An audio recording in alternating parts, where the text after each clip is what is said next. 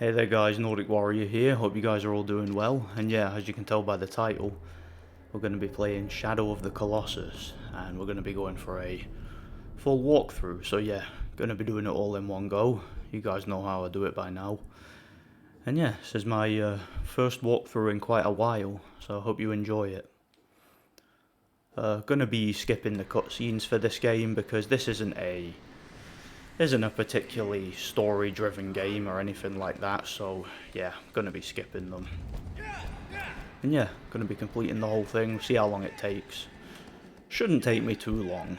You know, I'm not the best at this game, I'm not super experienced at it, but I've completed it enough times to know what I'm doing by now, so yeah, it shouldn't be too much of a problem.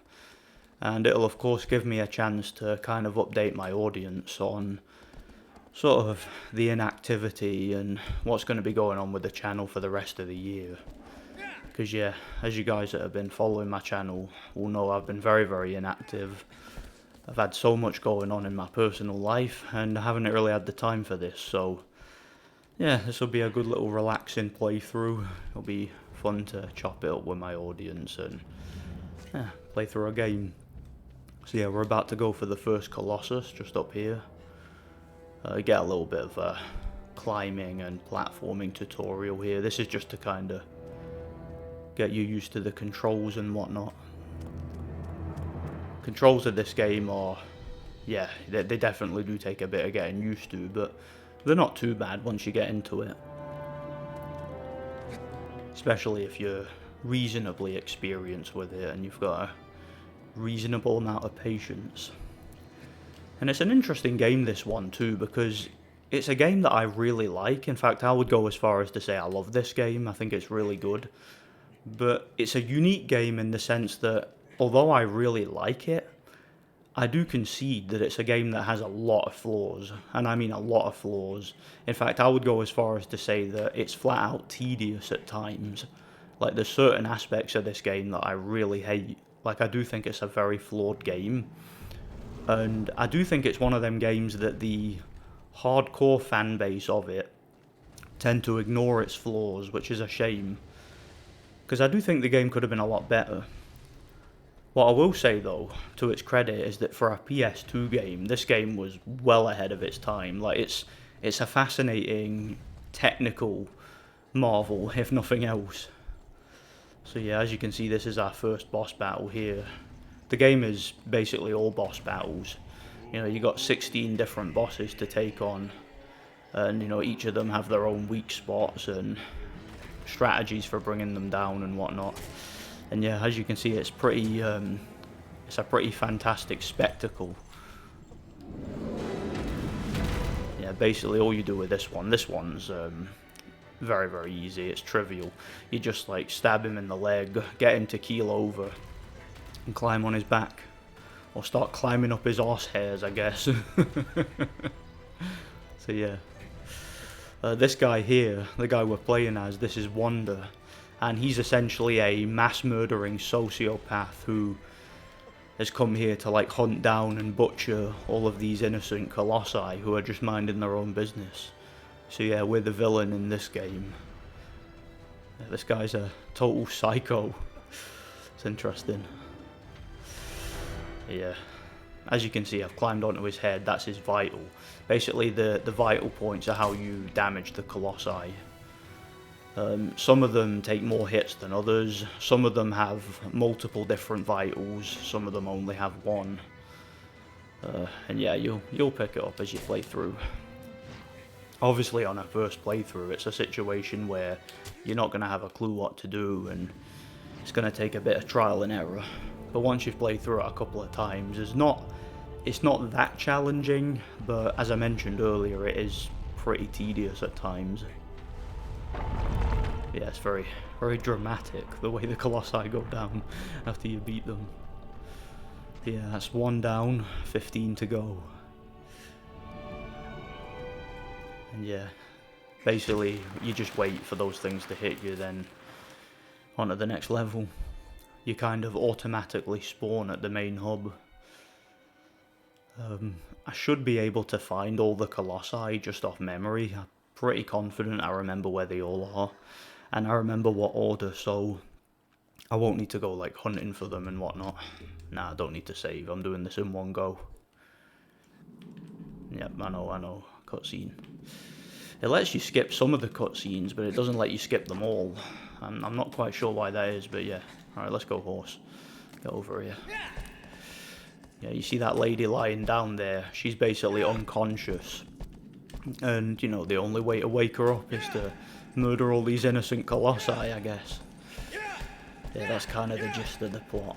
Obviously, there's a lot more to it than that, but as I said, this isn't a particularly story-driven game. It's a game where you fight a bunch of epic bosses, and yeah, anything else is just superfluous, isn't it? Yeah, we're gonna go across the bridge for this one, and the boss is gonna be in a big-ass cave down there, as you can see. One of the things I might talk about as I play through this as well is like the issues with the game's camera. That's one of the issues I do have with this game, and it's one of the major criticisms that this game got when it came out, was the camera is a little bit awkward, because you're supposed to be able to manipulate the camera using the right thumbstick, but unfortunately it's very, very awkward to control, and sometimes it just snaps right back to where it was. Sometimes it'll get like caught behind walls and caught in between like a Colossi's arm or something, and it can cause you to fail, and it's just... Every time I've played through this, I've had an issue with the camera. It's just one of them things, it just rears its ugly head, you know. It's I would say I wouldn't call it a technical issue with the game, I'd call it a game design flaw. You know, because I think this is the kind of game that could have done with a more passive camera, if that makes sense. Even a fixed camera would have, you know, probably suited it, but yeah, it's just one of the issues with the game I've noticed. But again, I do like it. It is a very good game. Yeah, the last playthrough I did before this was for Rayman 2, which is one of my favourite games of all time. I love that game. I'll leave a link in the description to that if anybody's interested, of course. Alright, here we go. This one's relatively easy. You basically just get a little bit of distance from it, get your bow out. Oh yeah, did I mention you've got a bow and arrow? With unlimited arrows, thankfully. Alright, basically this one's going to jump up and try to stomp you, and when it does, you can shoot it in the feet. And once you shoot it in the feet, it'll keel over, and that'll expose its weak spot. Well, it'll expose its climbing spot, essentially. You can kind of climb up its leg. Alright, come on now. Yeah, you'll have noticed the stamina indicator in the corner, potentially. That's basically your stamina, your grip strength, whatever you want to call it. It indicates like how long you can hold on. And it also indicates like how hard you can thrust with your sword, or how long you can pull back your bow and things like that. And the stamina will increase as you play the game, basically as you defeat Colossi and stuff like that. At predetermined points it will increase. Alright, come on, up you go. There we go. So yeah, now he's going to keel over. Easy as that. And you see these hairy bits here, that's where you can climb up. There we go. Oh yeah, did I mention this game has a banging soundtrack? A great one. Yeah. It's a shame, I kind of feel bad for the Colossi. Because, like, imagine you're just minding your own business, just chilling out. And then some guy, like, comes up to you, jumps on you, starts climbing on you, and starts stabbing you in the head and stabbing you up the arse and all that. Like, I can't imagine you'd be very happy about it, would you? So, yeah, I do empathise or sympathise with the Colossi. I feel bad for them, I really do. But at the end of the day, this is a game, innit? And the game tells me I've got to murder them. So, yeah, I've got to be merciless. Didn't give me any choice. You'll notice when you strike the Colossi, the eye colour changes, because their eyes are blue, usually, but if you shoot them with an arrow or hit them, it'll turn orange. And yeah, this one has another vital. As you can see, that one's done.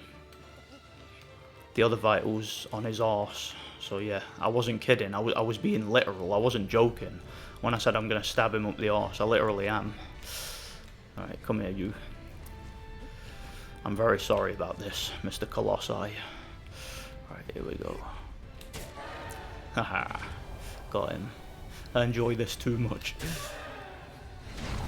Yeah, it's quite a spectacle, this game, isn't it? It's crazy that they were able to do this on a PS2 in 2005, or whenever it was that this came out. And yeah, it's a spiritual successor to the game Eco, which I do have, but I still haven't played. I'm looking forward to playing that. I've heard it's similar to this, but a little bit less frustrating. That's what I've heard. But it's like kind of an escort mission, which terrifies me, if truth be told, because I hate escort missions. You guys know that. They're like the bane of my existence as far as video games are concerned, you know. Yep, 2 down. Don't need to save. See, a shadowy figure appears every time you defeat one in the cutscene. Thy next foe is blah blah blah and blah blah blah. Yeah, I know. Alright, come on, horsey. Get your ass over here. Got another Colossi to go and take on. Oh yeah, the horse's name is Aggro, by the way, which is a interesting name for a horse. Alright, let's go, horse. Move. Let's go get number 3. Going back over the bridge for this one. Oh yeah, that bit up there, that building, which is kind of the main hub, it's called the Shrine of Worship. And there's kind of a secret in this game where if you're able to complete the game 4 times on New Game Plus and build up your stamina, you can actually climb to the very top of that building and go across that bridge and up to a secret garden, which is where the final cutscene of the game is. I think that was quite cool. I actually uploaded a video on my channel last year doing that, so yeah, I might leave a link to that as well, just because if anybody wants to see it demonstrated, to see what it is I'm talking about, it's quite interesting. It takes like 5 minutes to run across that whole bridge, which is quite interesting, if you ask me. It's a massive game, this, by the way. It's really, really big, and you know, you guys that have followed my channel for a while know that, you know, I've said for a long time things along the lines of, you know, I have mixed feelings on non-linearity in games. Like, sometimes when a game is just really big for the sake of being big, I don't like it. And it's one of the things I have mixed feelings about in regards to this game. Like, I don't think that this game necessarily needed to be open world. I think this game might have been a little bit less bloated and a little bit more fun had it been linear. Obviously that, yeah, I'm in 2 minds about that, because it is quite a fun game to explore, and there's a lot of interest in like architecture and an interesting ambience and things like that, but at the same time it's just kind of boring because there's nothing to really do. Like, you can find these lizards with silver tails that increase your stamina a little bit, but it makes virtually no difference. Likewise, you can kind of shoot fruit off the tree and that gives you a little bit more health, but you get more than enough health just by defeating the Colossi, so it's kind of pointless. They're the most pointless collectibles ever. So there's really no reason to explore the game, so I find myself wondering, would this game have been worse had it just been a linear game with like 16 levels, with a Colossi at the end and like different like generic enemy types? Like, I don't think the game would have been any worse. But I do get the sense from playing this, I might have mentioned this before, that it's kind of a tech demo. You know, it's kind of a situation where the developers really wanted to test what the PS2 was capable of and, you know, what they could ultimately do with it. I do kind of think there was an element of that, like it was maybe not much of a passion project, but more of like an experiment. Because there's just some baffling choices with this game, where like that it doesn't add anything to gameplay, but it's an interesting spectacle, and an interesting like technical development, you know. All right, what you do with this guy, it's not as difficult as it looks. This one, basically, get him to walk over here, and so he gets a bit of distance. This is how I do it anyway.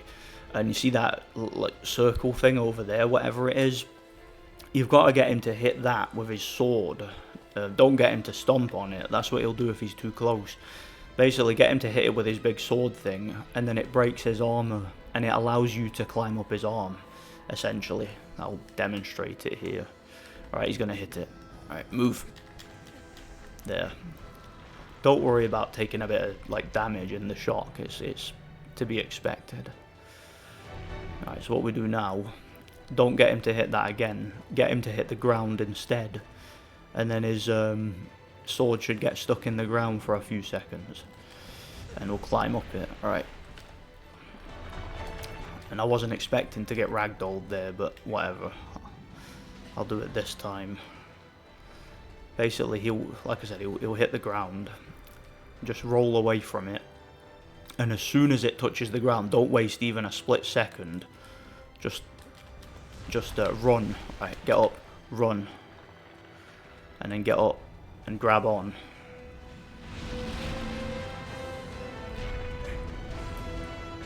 There. See what I mean about the camera though? The camera can be very dodgy in this game. Sometimes you don't know whether you've like got a hold of the Colossi or not, because you can't see. Now how I normally defeat this Colossi, I don't know if you guys would do it differently. I'm suspecting some people would, but how I normally do it, this usually works for me. And I was able to do the time attack this way as well. Basically, climb up to his head first, because I think it's kind of implied that you're supposed to go to his belly first, because he's got a vital on his belly and one on his head. Now I normally go to the head first. That just suits me. I've not seen how other people do this, so I don't know. This is just, like I said, how I choose to do it. Go to his head, take that out first, then you can kind of easily drop down to his belly. I find that it's easier to do it that way. That's just how it suits me. And that strategy has never really failed for me.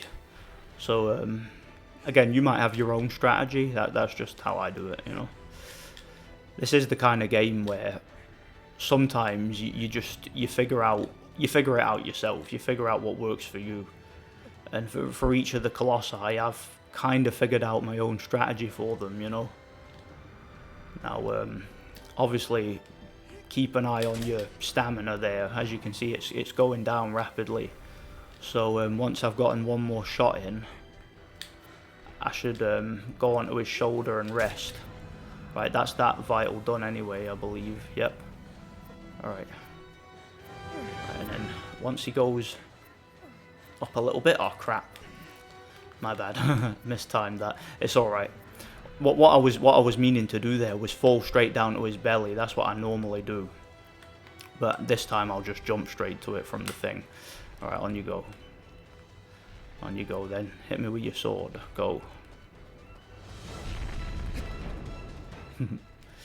Oh yeah, when you get him to hit you with the sword, make sure it's on the like muddy bit, not the edge or not the stone circle thing, of course. Alright, on you go.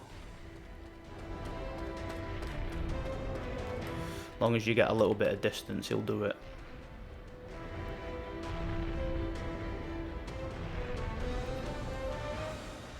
Right, here we go.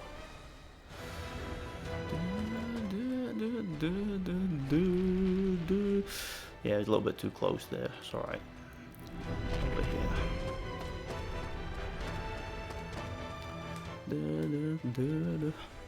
And you can see the beams of light shining up in the sky. That's from the other Colossi. From the ones I already beat. That's them.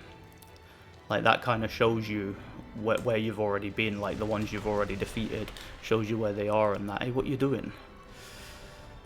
Just did that himself. He was shining the bloody light. That's the thing you do to find the Colossi. You know, if you don't know where they are, you shine the light, and basically, when you're pointing in the right direction, the controller vibrates and shows you where they are. That's how it works. Right, come on. Taking too long with this one. I don't normally take so long with this boss. It's because I'm talking though, that's why. Right there, got him. Right, to his belly, let's go. Jump. There. See, so most people, I'm assuming, do that first. Then they finish with the head, but I just, for whatever reason, I always find it easier to start with the head and go straight for the belly afterwards. It's just how I've always done this boss, you know. Usually works for me. Right, a couple more hits and then he's done. Move on to the next. The next one's very easy, thankfully. As long as you you know what you're doing with it anyway. A couple of the Colossi on this can be quite unpredictable, in the sense that sometimes they just don't stop moving and you just can't get a shot in, so it's kind of luck based. They're not all like that, most of them are not like that, but a couple of them, like one or two, I'd say are like that. Trying to charge up a shot, he won't stay bloody still. Right. Right, one more hit will do it. Yeah, got him. So yeah, not too difficult, that one. I probably made it look more difficult than it was. Yeah, thankfully we don't need to climb back up here and swim across that water. Yeah, the swimming in this game is very tedious also. That's one of the aspects of it I don't like. It's just way too slow, swimming. Alright, 3 down. And as I say, the 4th one's very easy. And after that we get one that flies. And it's quite interesting too. Some of them fly, some of them are in the water, some of them are on the ground. Like, they're all quite different. Like, some of them are small, some of them are big. It's just like quite random, you know. Thy next foe, blah blah blah. Yeah. Alright, come here, horsey.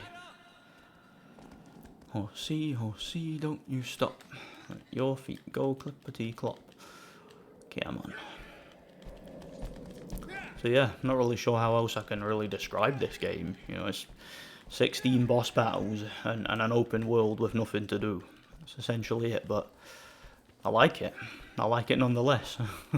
I like it in spite of its flaws and in spite of its limitations, you know.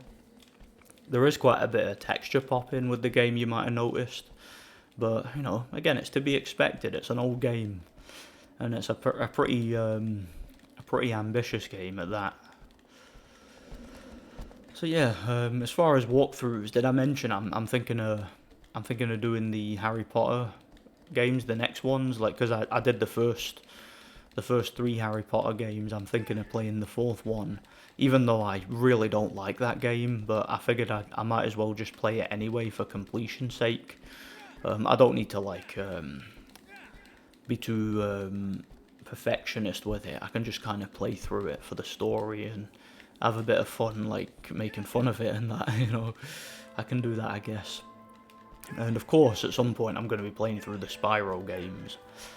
You know, I did, my last video that I did on this channel was my Legend of Spyro review, which I'm sure some of you have seen.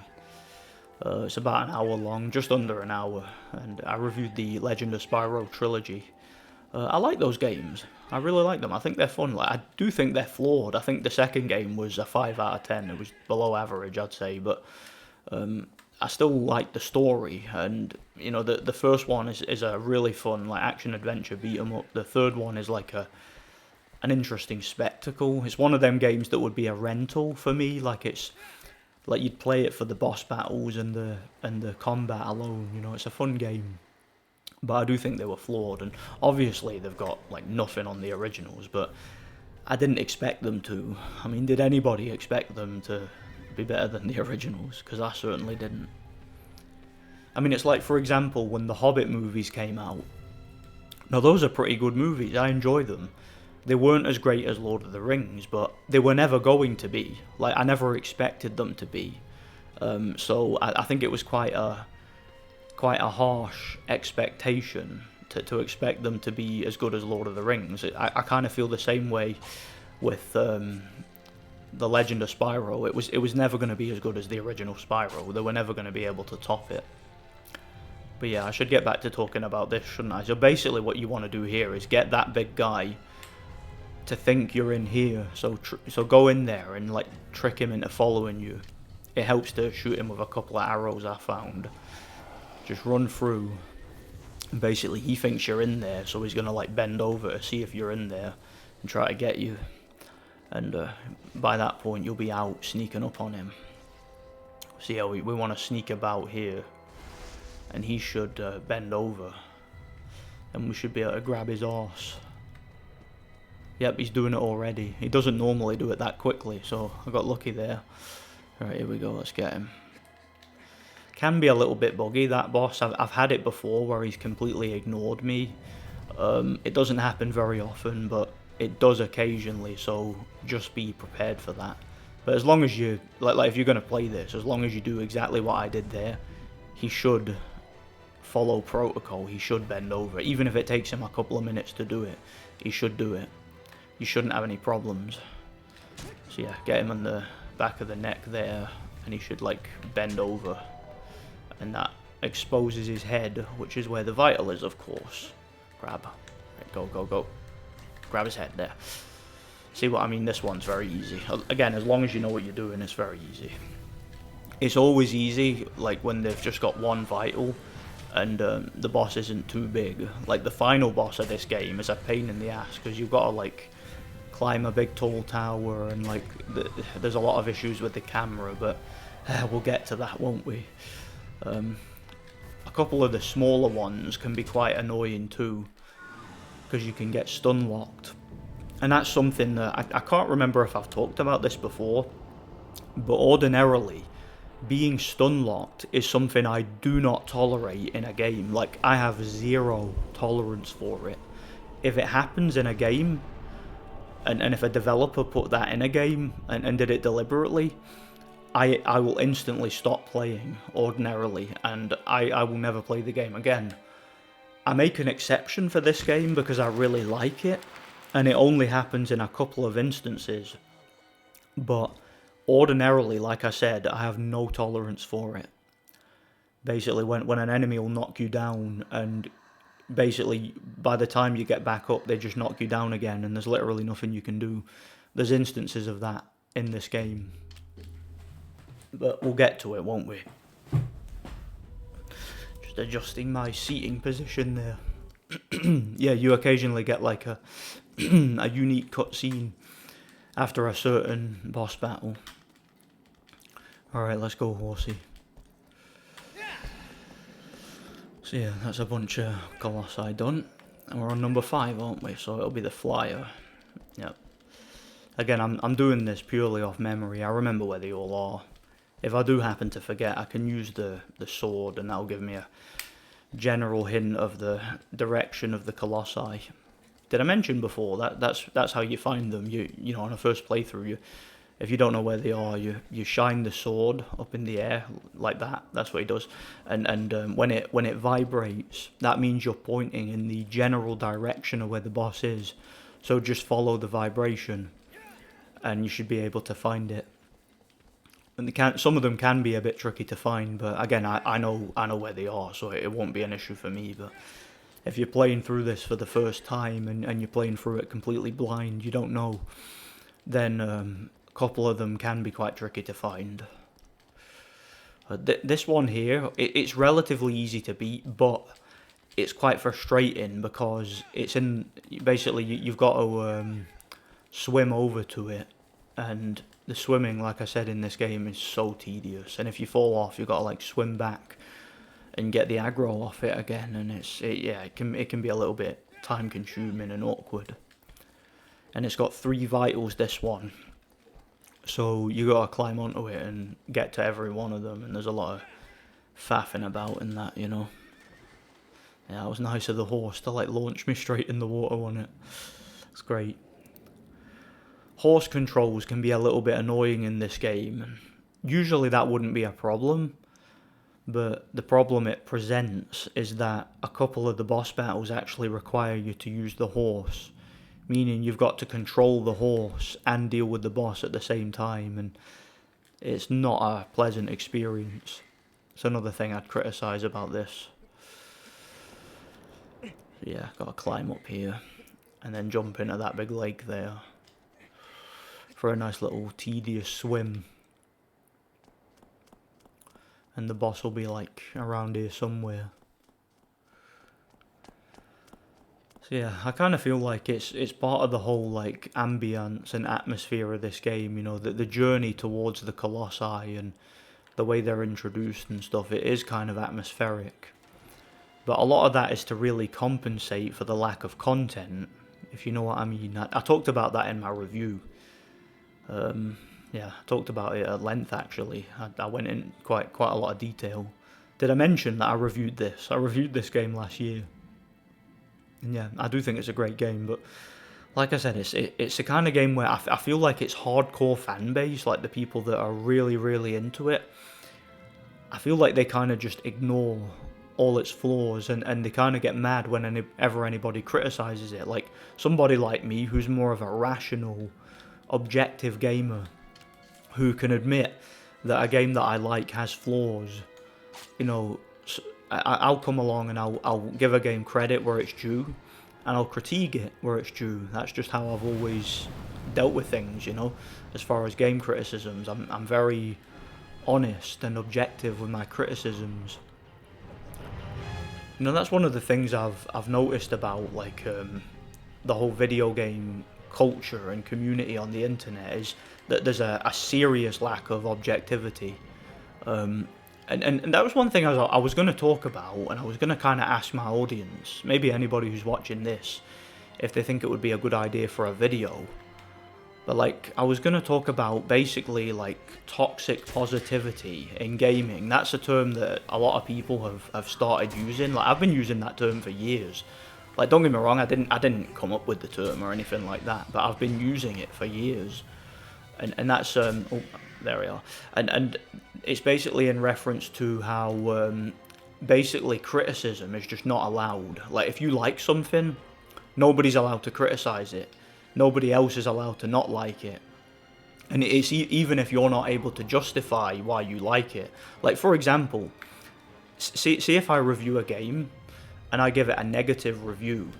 Like, for example, like even if it's a game, because there's different degrees of this. Like, there'll be a game that people really like Red Dead Redemption 2.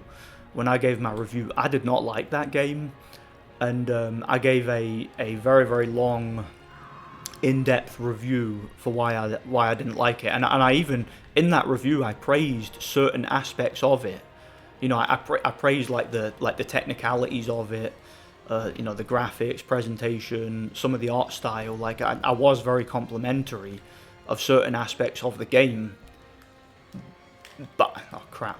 But yeah, I didn't like the game, and yeah, that often happens with that boss. But yeah, I didn't like the game. And basically I talked about why I didn't like the controls and the combat and certain aspects with the gameplay and the mission design and things of that nature. And basically I gave a 45-minute review talking about why. And I got nothing but negativity and backlash and, you know, death threats and personal attacks and profanity and all that other stuff, which I expected to get to an extent. But what I didn't get anywhere in that comment section was I didn't get a single argument or a single refutation against any of my criticisms of the game. Nobody had, like, I literally didn't get a single one. I got a lot of emotion, but I didn't get any objectivity. And you know, there were a couple of people in the comment section, to give them their due, a couple of people who were fans of the game said to me, yeah, we totally agree with what you're saying. I agree with some of the criticisms, but I still love the game. And I'm like, yeah, nothing wrong with that. That's fine. Because there are games I really like that I agree with the criticisms for. This game is a prime example. But like, where was I going with this? Another game that I reviewed, which the response really took me by surprise, was when I reviewed Marvel Nemesis Rise of the Imperfects. If you guys saw my review for that, it was about 20 minutes long. That was a while ago, that one. And basically, I was completely honest. It was probably my most scathing review yet. I was very honest about my opinions on that game because it's really bad. Genuinely one of the worst games I've ever played. It's the only game on this channel that I have ever given a 1 out of 10, that game. And basically, I got so much backlash, and I wasn't expecting it because that game didn't do well with critics, right? So I didn't even realise that game had such a fan base. But like, when I reviewed it, I got so many like death threats, again, so much profanity, so much "you're an asshole," "you're a hater," "oh, skill issue," and all that stuff. You know, the whole "get good," all the meme like nonsense that you get with like game fan bases. And nowhere in the review did I say I couldn't complete the game, or nowhere in the review did I say I wasn't good at the game. Right? I just talked about how boring it was and how bad it was. Like, but it was like it's a situation where nowhere in that review, like in the comment section, did I get any arguments for why the game is good. And if you go to the comment section, you'll see people like insulting me in the comments, like calling me an asshole and all that and an idiot. And then you'll see me respond to every single comment and say, what's good about the game? Like, give me an argument. Nobody could tell me anything. Nobody could tell me one thing about that game that was good. Because it's not good. And that's why I gave it a 1 out of 10. Because it's objectively bad. Like, there's literally nothing good about that game. Like, it's literally the same level repeated on a loop over and over again. Same enemies over and over again. Controls were terrible. The graphics were terrible. The soundtrack was just the same music track over and over again. There was no story. Voice acting was shockingly bad. The AI was just flat out broken. It was broken. There was nothing. The controls and the camera didn't sync up with the kind of game it was. Like, it was trying to be a fighting game, but at the same time a third-person action adventure beat 'em up. It was a game that just literally wasn't fit for purpose. So I gave it a 1 out of 10. It was objectively that bad. And not a single person, and again, go look at the comment section, you'll see me asking for an argument. Not a single person was able to refute any of my criticisms about the game. Not one person. and that's what I'm talking about with toxic positivity. You know, people have some sort of nostalgic connection or love towards a game, and they're not allowed to be criticised, essentially. Nobody's allowed to criticise it. That's kind of what you get on YouTube. That's why, see, if you don't like a game, there's no point criticising it. Don't even bother. Like, don't bother making a review criticising a game and giving it a negative score, because all that will happen is you'll get ratioed and it will damage your channel. And I definitely think that those 2 videos damaged my channel. Like, I even had a guy on the Aragon review, you know, that terrible, crappy Aragon movie license game, like just one of the most poorly conceived games ever. It was so bad. Like, I had a guy on that review complain. There was a guy on my Too Human review complaining that I was too harsh on the game, and I gave it a 3 out of 10, which was generous, you know. But yeah, that's kind of the state of gaming on the internet now. Like, if you want to have a big channel, you want to have like a successful channel, you have to kiss ass, basically. Everything's got to be 10 out of 10, amazing, masterpiece, the greatest thing ever, you know, an underrated classic. Everything's got to be like hyperbolic. It can't just be criticised on its own merits, you know. Alright, come here, horsey. We're going for number 6. Alright, here we go. But yeah, that's my little rant over about toxic positivity. But yeah, I was thinking of making like kind of a well-structured video on the subject, if you guys would be interested in hearing my kind of rambling thoughts on it. Because I do think it's quite interesting. Like, it's an interesting subject from a psychological point of view. The idea that people have such an emotional connection to their favourite games to the point where they literally cannot be criticised. I mean, I'll criticise any game. It doesn't matter what game it is. Like for example, a game like Skyrim, for example. I love Skyrim. I've played Skyrim. I don't know how many times. I've completely lost count. I don't know how many hours I've played or I've spent on that game over the years. Probably way too many. But yeah, let me know if you guys would be interested in seeing that video, because I think it would be an interesting topic for discussion for the channel. Like, because again, like I think the appeal of my channel, if it has an appeal, if it has anything at all, I think the appeal is that you guys know when you hear me talk about a game, whatever game it is, like whether it's a game I'm connected to or whatever, like, you know, you're gonna get my opinion. You know, you're not gonna get some like curated corporate opinion. It's gonna be my own. You know, you can at least be sure of that.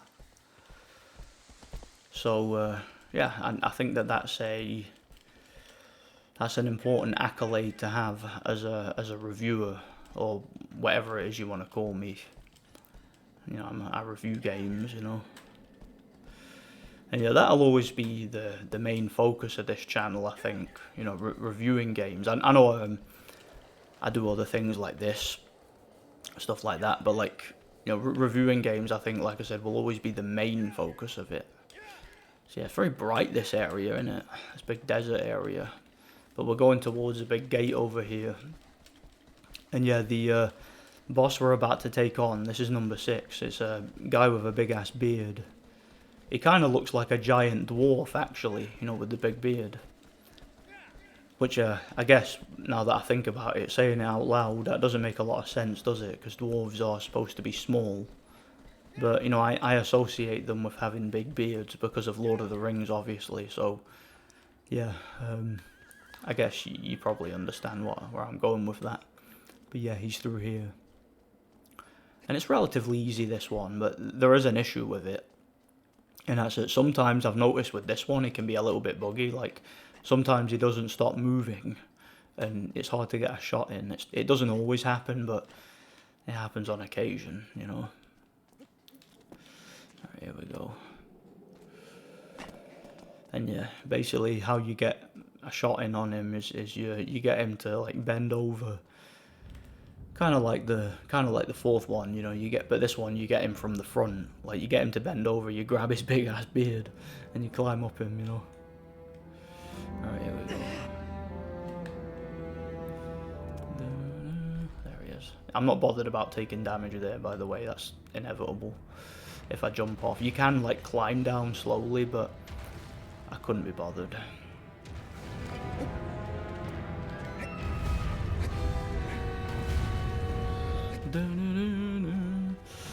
Let's go. Yeah, he breaks through. That's scripted. He always breaks through it. Basically, what we're trying to do is get to this bit over here that's got some pillars, and you know, you can go away, camera. See what I mean? The camera gets trapped, and it sometimes points where you don't want it to go, and all that. It's annoying. It's very annoying. But yeah, you want to go under there. See that bit with the pillars? Under here. And then eventually he'll bend over. If he loses interest, all you want to do is shoot him with a couple of arrows. Then usually he'll get interested and he'll bend over. Here he comes. And yes, pretty self-explanatory once you watch me do it. Here he is.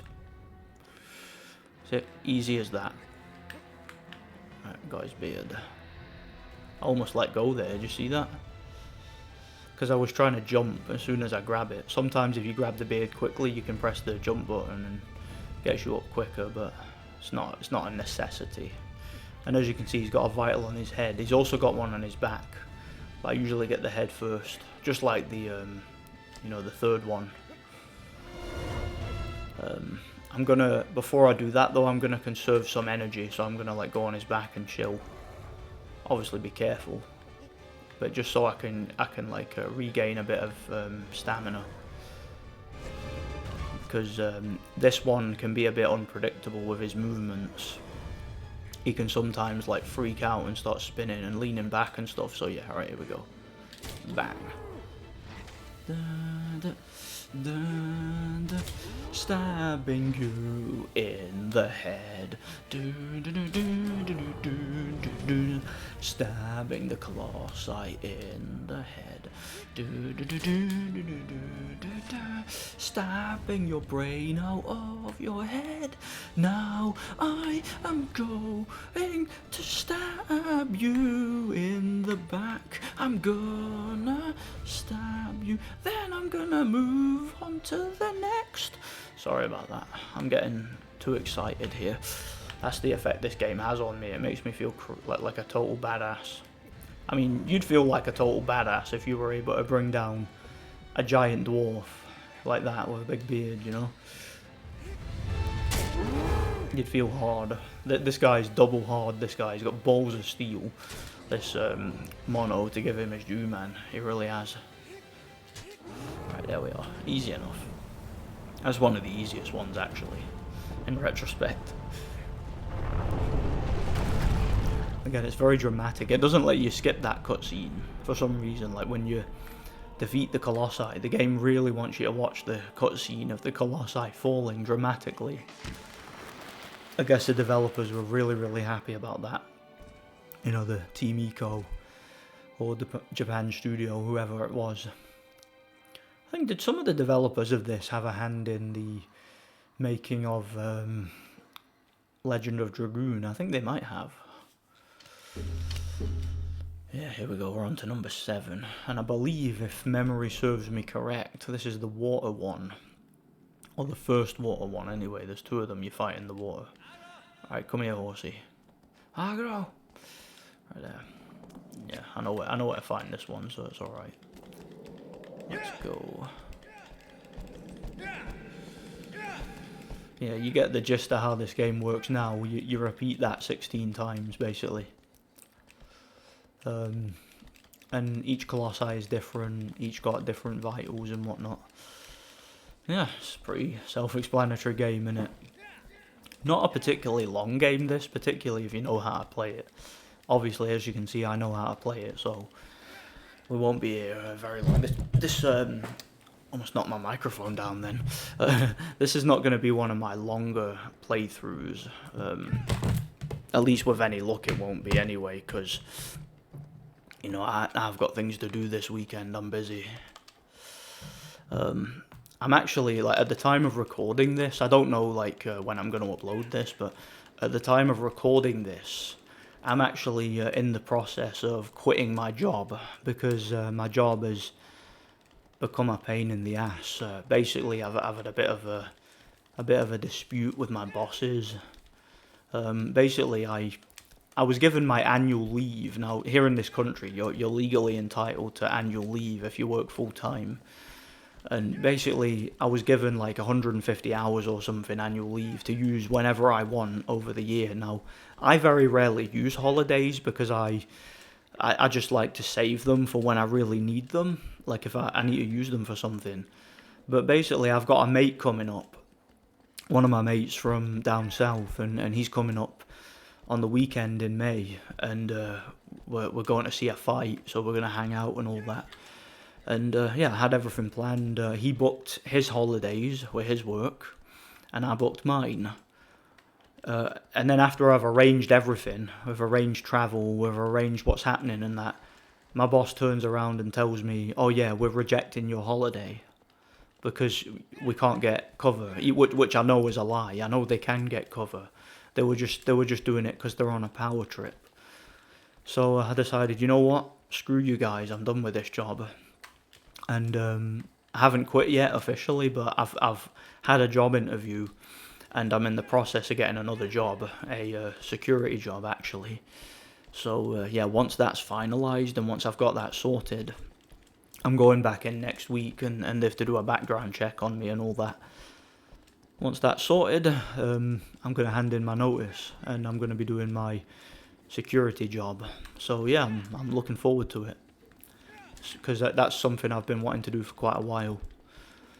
So yeah, having a bit of a career change, and hopefully, God willing, if that job works out like I'm hoping, it's more money, it's a higher paying job, and it might be less hours, or at least more sociable hours. I might be able to dedicate a bit more time to this channel, hopefully. We'll see, obviously, how it all works out. Obviously, I moved house recently, so, and I've been travelling a lot. I've also been training a lot. And a lot's been going on, so I've not had the time to dedicate to this channel, but if all works out, if my plans go ahead, I should be able to spend more time playing games, and which is what I really want to do, and you know, more time making my reviews and stuff, because yeah, I really enjoy it. I do. It's an excellent way to de-stress and pass the time, as far as I'm concerned. So as you can see, we're at another big lake here, and we've got a boss in the water. I usually just jump in. I think you're supposed to climb down there, but I usually just jump in. It saves time. This one's relatively easy in my experience. I don't normally have any issues with it. I know some people do, like some players absolutely hate this boss. It can be a little bit frustrating because of the swimming, but once you got its attention, it's not too big a problem, you know. And you can take a little bit of damage and be alright, you know, it's one of them bosses. Basically what you gotta do is swim close to it, and once it notices you, it should make a noise, and that means it's spotted you and it's coming to get you. And then once it does, it'll try to shock you. And like once it does that, you can grab a hold of its tail.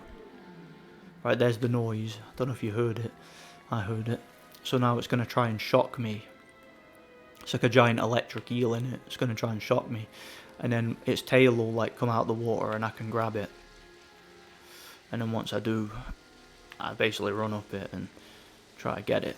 Occasionally it will lose interest and you'll have to let go. If it does that, just start over basically. Just wait, you know, swim over to it again, and it will, you know, it'll get interested in you pretty quickly.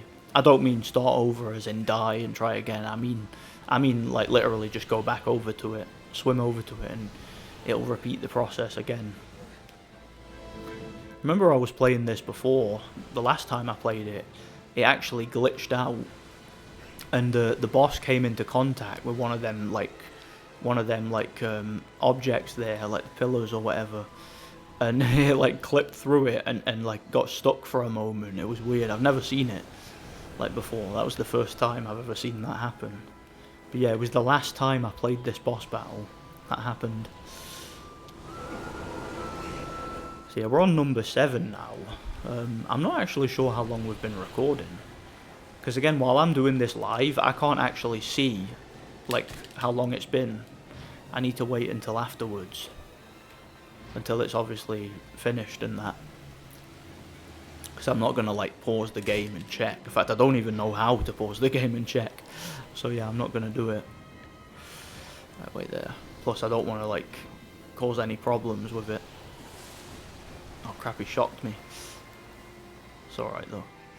Thankfully it doesn't do too much damage, at least not at that distance. Does a little bit more if you're closer. Alright, that's all the shock things done. Notice the, what do you call it, the vital on his head, it kind of goes pixelated when it comes out the water, do you notice? Or it looks pixelated to me anyway. Let's go. One more big thrush should do it. Oh, nearly. I didn't have time to do a full thrust there, like full power. Right, here we go. There we are. Easy peasy lemon squeezy. That one was quicker than I expected, actually. Yeah, I'm quite happy with that, actually. Again, very dramatic, isn't it? It actually used to really scare me, that boss, when I first played this. I thought it was really scary. Just because it's in the water, that just inherently makes it more scary as far as I'm concerned, you know? Yep, nothing to do but wait. Wait for those big things, whatever they are. I don't think it ever explains what that actually is. You know, when you defeat the Colossi and those big beams or whatever they are come and get you and transport you back to the main hub. I'm not actually sure what they're supposed to be.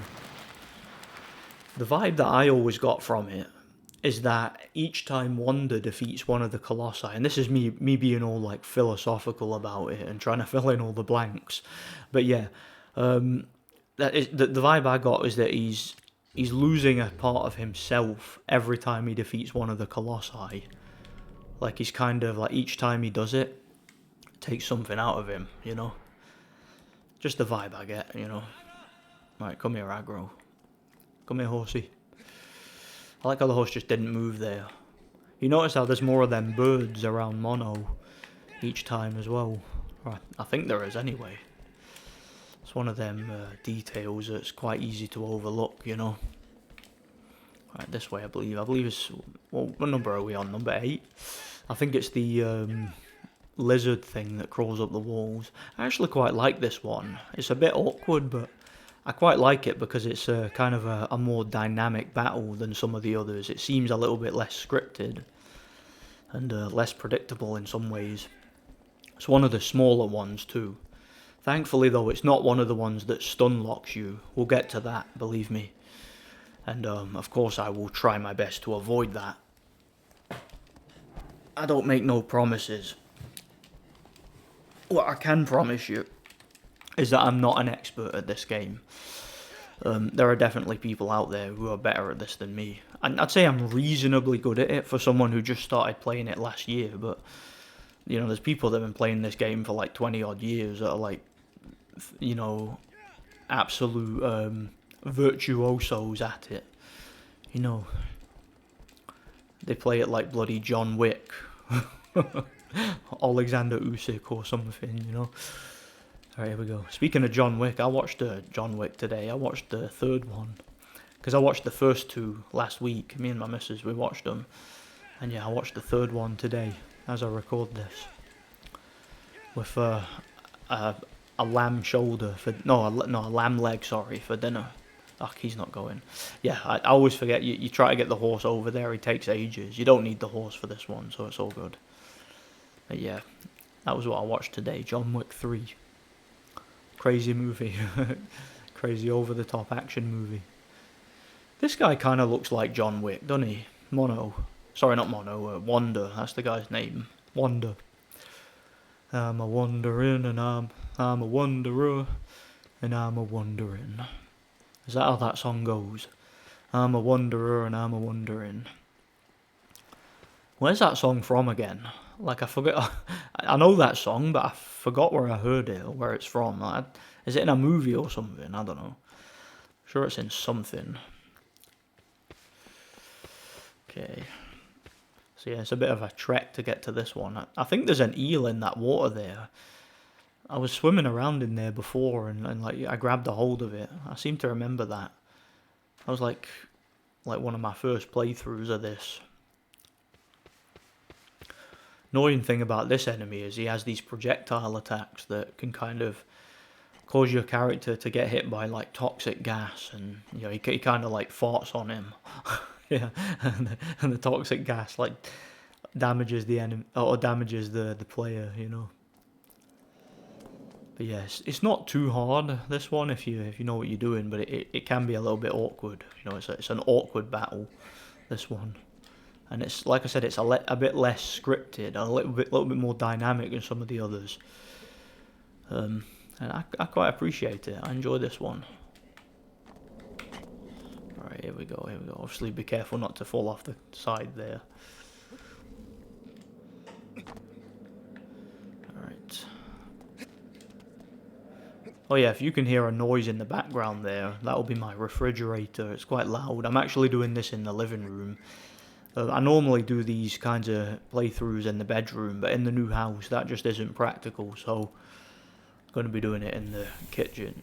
Sorry, the living room for the foreseeable. It's got a kitchen like connected to it. It's one of them. Alright, this way. What I normally do with this one, and this usually seems to work for me, is I'll run down a couple of flights of stairs. Don't go all the way down though. And then get his attention with some arrows, and then he'll shoot his projectile, but don't worry too much about it, because you can avoid it quite easily. He'll eventually run up the wall, and then what you've got to do is shoot his legs while he's on the wall, and then he'll fall down, and then you can go down there and get his vitals. He's got 2 vitals, both of them are on his belly. Is he coming up then? Yeah. Alright, now be very careful here, because he will shoot his toxic gas at you, so be careful. Right. That was nice of him to give me a shot at his leg. Ah! I will not be having that. Right, come here. Where are you? See what I mean about how it's unpredictable, this one? Like, every single time I've done this boss, he's gone somewhere different. He never goes up to the same part of the wall or the same level or anything. It's always a different one every single time I've played this. So this genuinely feels like a more dynamic boss battle than any of the others, you know. So it's actually one of my favourite ones, this. I actually, even though it's not one of the easiest, I do like it, like, more than some of the others, you know. Alright, here we go. I appreciate the challenge, like a genuine challenge as well, from like a challenging enemy. Because it's like there's bosses in this game that are like challenging, but they're challenging artificially. Like, they're challenging due to the technicalities. Like, the final boss is awful. It's truly abysmal, because it's just poorly designed, and the AI is broken. The what do you call it? The camera is broken, and it's mostly luck based, I find. But this one I find is more skill based, you know. So I like this one a lot more. It's more of a welcome, appreciated challenge, you know. And I wouldn't say that this was a particularly hard game anyway. Like, it's not that hard, but it's challenging. It's not hard, but it's challenging. I know that sounds like I'm contradicting myself, but when I say it's challenging, I mean it's like you really do have to have some skill. Like, you do have to know what you're doing to play it. Like, you can't just like blunder your way through this game. Like, you've got to know what you're doing. You've got to understand like the technicalities of it, and you got to use specific strategies and stuff. It is a skill based game, and I like that very much, you know. Alright, there we are. He should fall. Alright, good. Alright, we've got one more hit should defeat him now, and that should be it. Alright, there we go. I'm trying to fall there without taking too much damage. Alright, cool. Alright, here we go. He's done. Easy peasy lemon squeezy. Yeah, enjoy that battle. I like that one.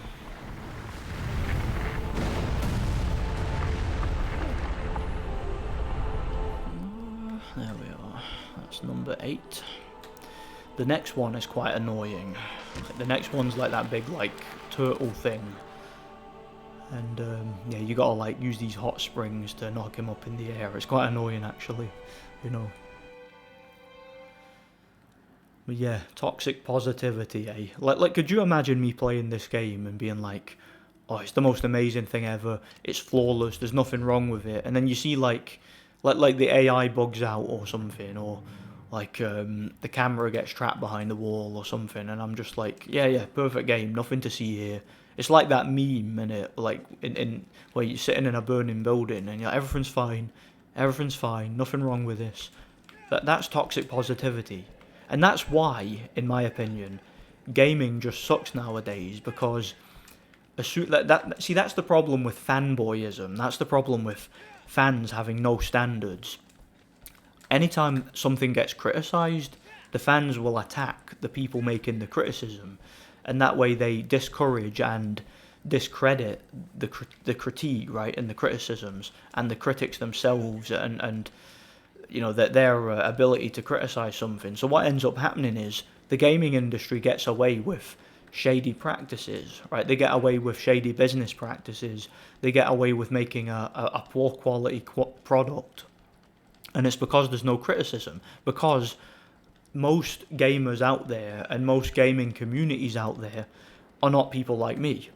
They're not people who are objective and are willing to criticise games and be fair and be honest about them. You know, they just have to... everything's a perfect 10 out of 10.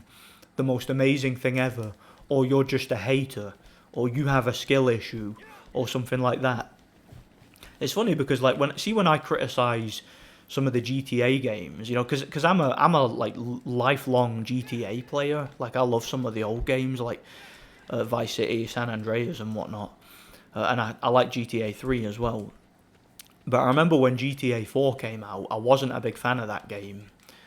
And even though there were things about it I liked, I found the game too bloated. It was too slow for my liking. The missions were repetitive, and it was too much of a it was too much of a grind. It was too much of a slog, that game. I wasn't a big fan of it. And a lot of people say to me, "Oh, you're just rubbish at the game. You're just not very good at it. It's a skill issue." So I've thought about like doing a playthrough of GTA 4 because I have that game. And I can complete it. I've completed it before. I can probably complete it without dying once. Like just to show, look, it's not a skill issue. I don't like the game because it's just boring and tedious. You know, that's what I've thought about doing. So I've thought about playing through games that I don't like and completing them all the way through on a live playthrough just to, you know, with commentary and everything, just to make a point. Like, I've thought about doing that. I genuinely have. Because I'll do that. I'll play games I don't like so that I can, like, critique them and stuff. Like, I've got no issue doing that. So yeah, I mentioned this one's kind of annoying. The reason why, in my opinion, is because it's got these annoying projectile attacks.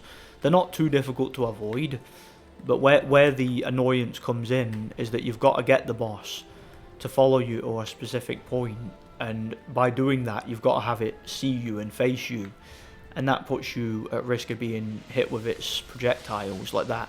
Thankfully though, like I said, they about some of the other attacks, they don't do a lot of damage, so it's not that big a deal. So yeah. Now as you can see, he's standing over a hot spring. I need to keep him there, so I need to kind of like dance with him a little bit and get him to capitulate and to follow my rhythm, so he doesn't go anywhere, you know. So he stayed there. He's being hit by the hot spring. He should go up. Well, nah, it's not exactly hitting him, is it? No. So I need to get him to turn a bit here. That's why I've always found this one a little bit awkward. It's weird because a lot of people say that this is one of the easiest Colossi, but again, I've always found this one awkward compared to some of them. Like, it's not difficult, like I said, but it's just something about it I've always found a little bit awkward. I don't know. Seem to be doing it easy enough so far though, but let's not, you know, let's not jinx it, shall we?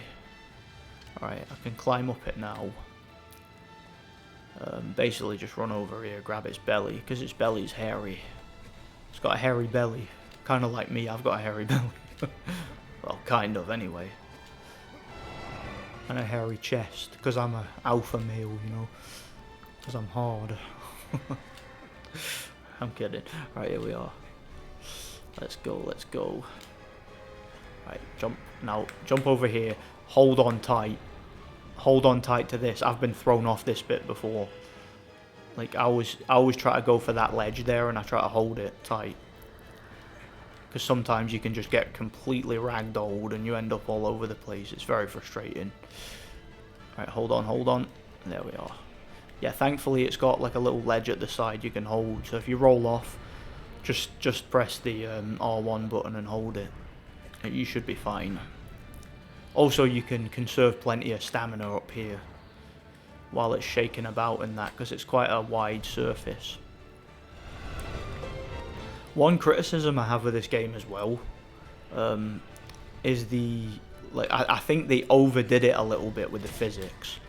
Like, sometimes you'll be on a boss and the boss will barely be moving, but Wanda will like spaz out and start like ragdolling all over the place as if he's on like a roller coaster with no seatbelt or something, or as if he's like in an elevator that's like going all over the place. Like, even if the boss isn't shaking about, Wanda will be flailing like a madman, holding on and spinning around, and it's like, it's so disorienting, and I'm like, these physics are just overdone. Like, it's so overly sensitive. Like, if I was holding onto a boss like that, and I had the grip strength to do so, it moving its head slightly is not going to make me flail around like that. That's just not, it's not realistic. So I think that in an attempt to be more realistic, the developers have kind of forsook fun gameplay, you know, they've kind of made it frustrating in that regard with the physics, so yeah, that's an issue. Yeah, that was, it's weird, that's less awkward than I remember. I always remember having issues with that one, but I guess when you've got the experience, it's easy enough, isn't it? So yeah, that wasn't too bad.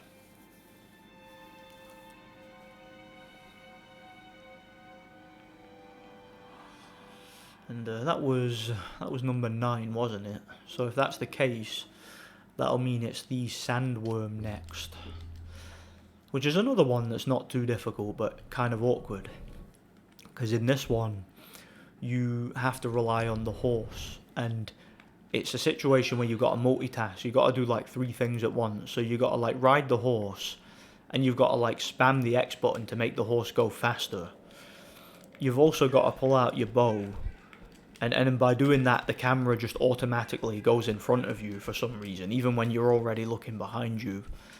And you've got to look behind you at the same time, and you've got to basically shoot the enemy in the eye, the sandworm. That's what the boss is, right? So you got to shoot it in the eye, and you got to like run away from it at the same time, controlling the horse. 3 things at once you've got to do. And I just don't think that the controls of this game were optimized for that. I really don't. So it's kind of a poorly designed boss in my opinion, but I can do it. I've done it enough times to know what to do, so I shouldn't have too many problems. But if you're playing this for the first time, I guarantee you will have problems with that boss. I almost am certain you will.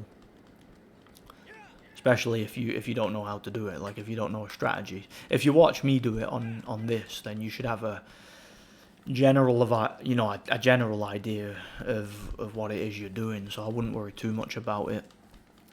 But if you're playing through it completely blind, it goes without saying, you're not going to have any indication of how to do it.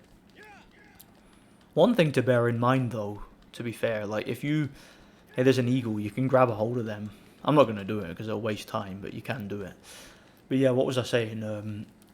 If you take too long to defeat one of the Colossi, then what sometimes happens is you basically Dorman, which is kind of the entity that tasks you with defeating the Colossi, he'll talk to you, and he'll give you a hint. Like, he'll give you like a vague hint on what you're supposed to do to defeat the Colossi and that, and yeah, that's something that can help you for obvious reasons.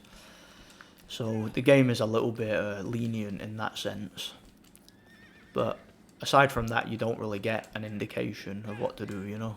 You're kind of thrown in at the deep end, which to some extent I like, but at the same time, you know, it's kind of a situation where, well, how are you supposed to figure that out on a first playthrough, you know? That could cause a lot of players to rage quit. So I guess you could say that this game is kind of like a test of commitment, in a sense. You know, it really like tests your commitment to playing the game. You know, are you willing to go through with it and that? I'm sure there's some sort of meta-analysis that could be made there, but I don't have the intelligence to go ahead and do that, I guess. So yeah, this one's a bit of a trek away. It's like over in the far corner of the map, like all the way over here. At least I think it is. I hope I haven't gone the wrong way. I'm pretty confident I haven't. Like, I'm pretty confident it's this way. Because I always remember this one just being, like, far away. And being, like, at the end of the map, you know? That's kind of how I've always found it.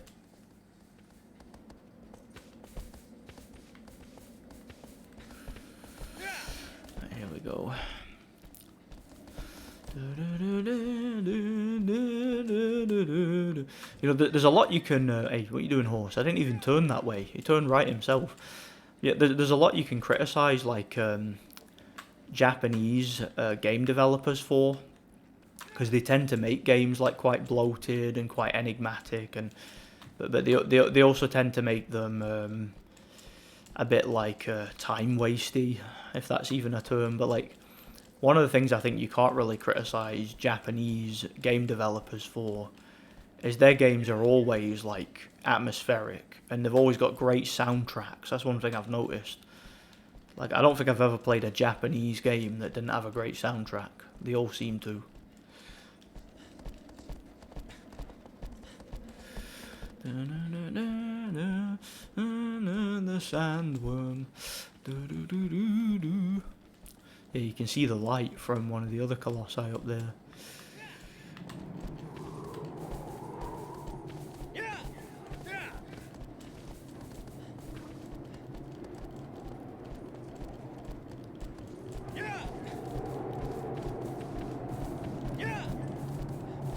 Yeah, it'll get to the point, see while travelling from one Colossi to the next, it'll get to the point where I'm, like, running out of things to say. That's just the nature of doing these playthroughs, especially when it's a game where, you know, there's not a lot of changes throughout. Like, you know, you're kind of doing the same thing. I know that's not the right way. It's this way. Again, I did the same thing I did with the thingy. I've gone in the wrong cave. Some of the caves in that area do look the same, you know. So it's easy to go in the wrong one.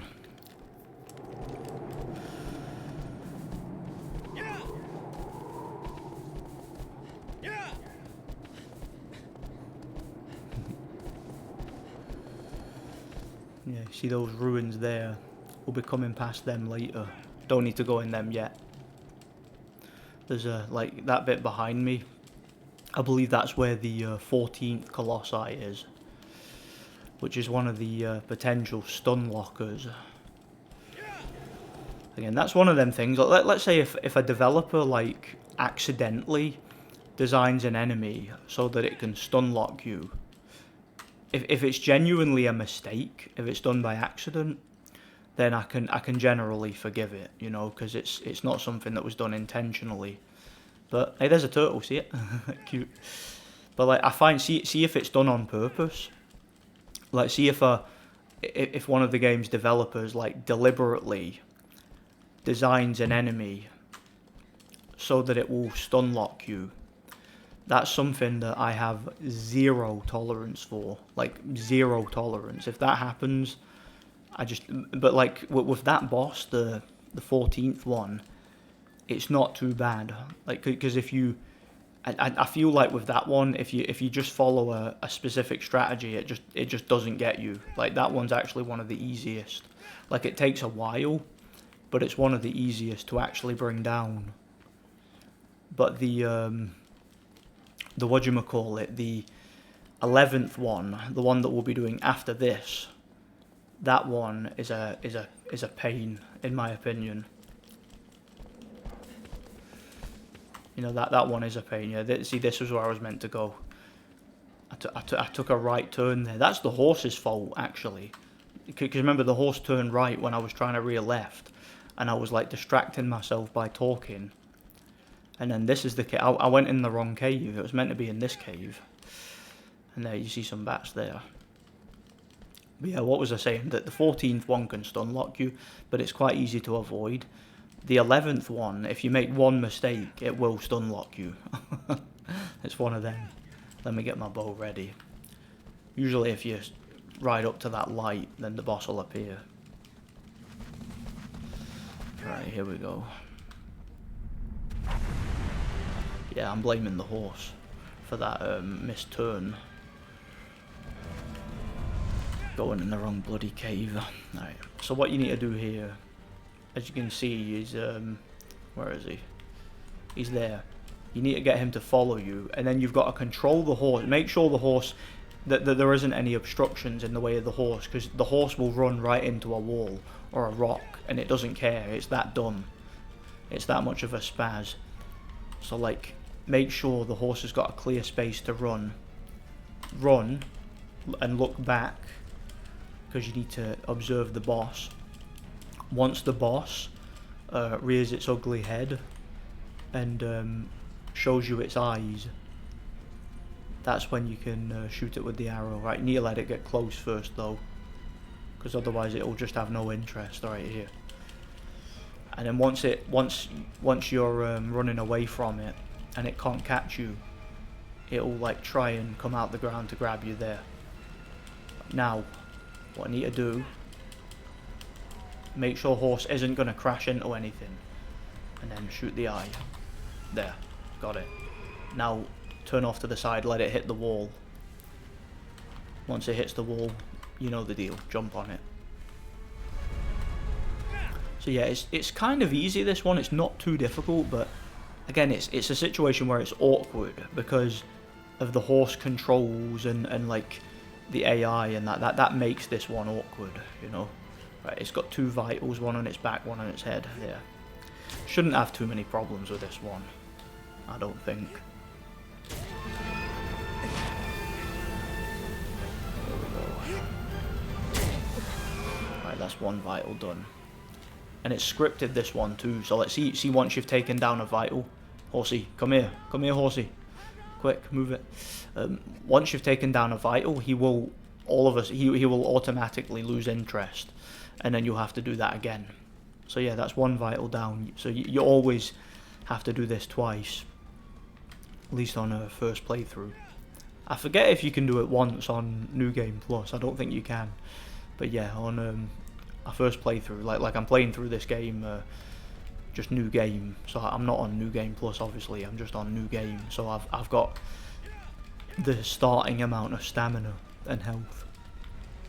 And yeah, in my experience, you've always got to do that twice. You've got to get him to crash into the wall twice, so you can get the second vital. Right, let me get the bow out. Run, horsey, run. Run, horsey, run. There, got him. Excellent. That couldn't have gone any smoother, as far as I'm concerned.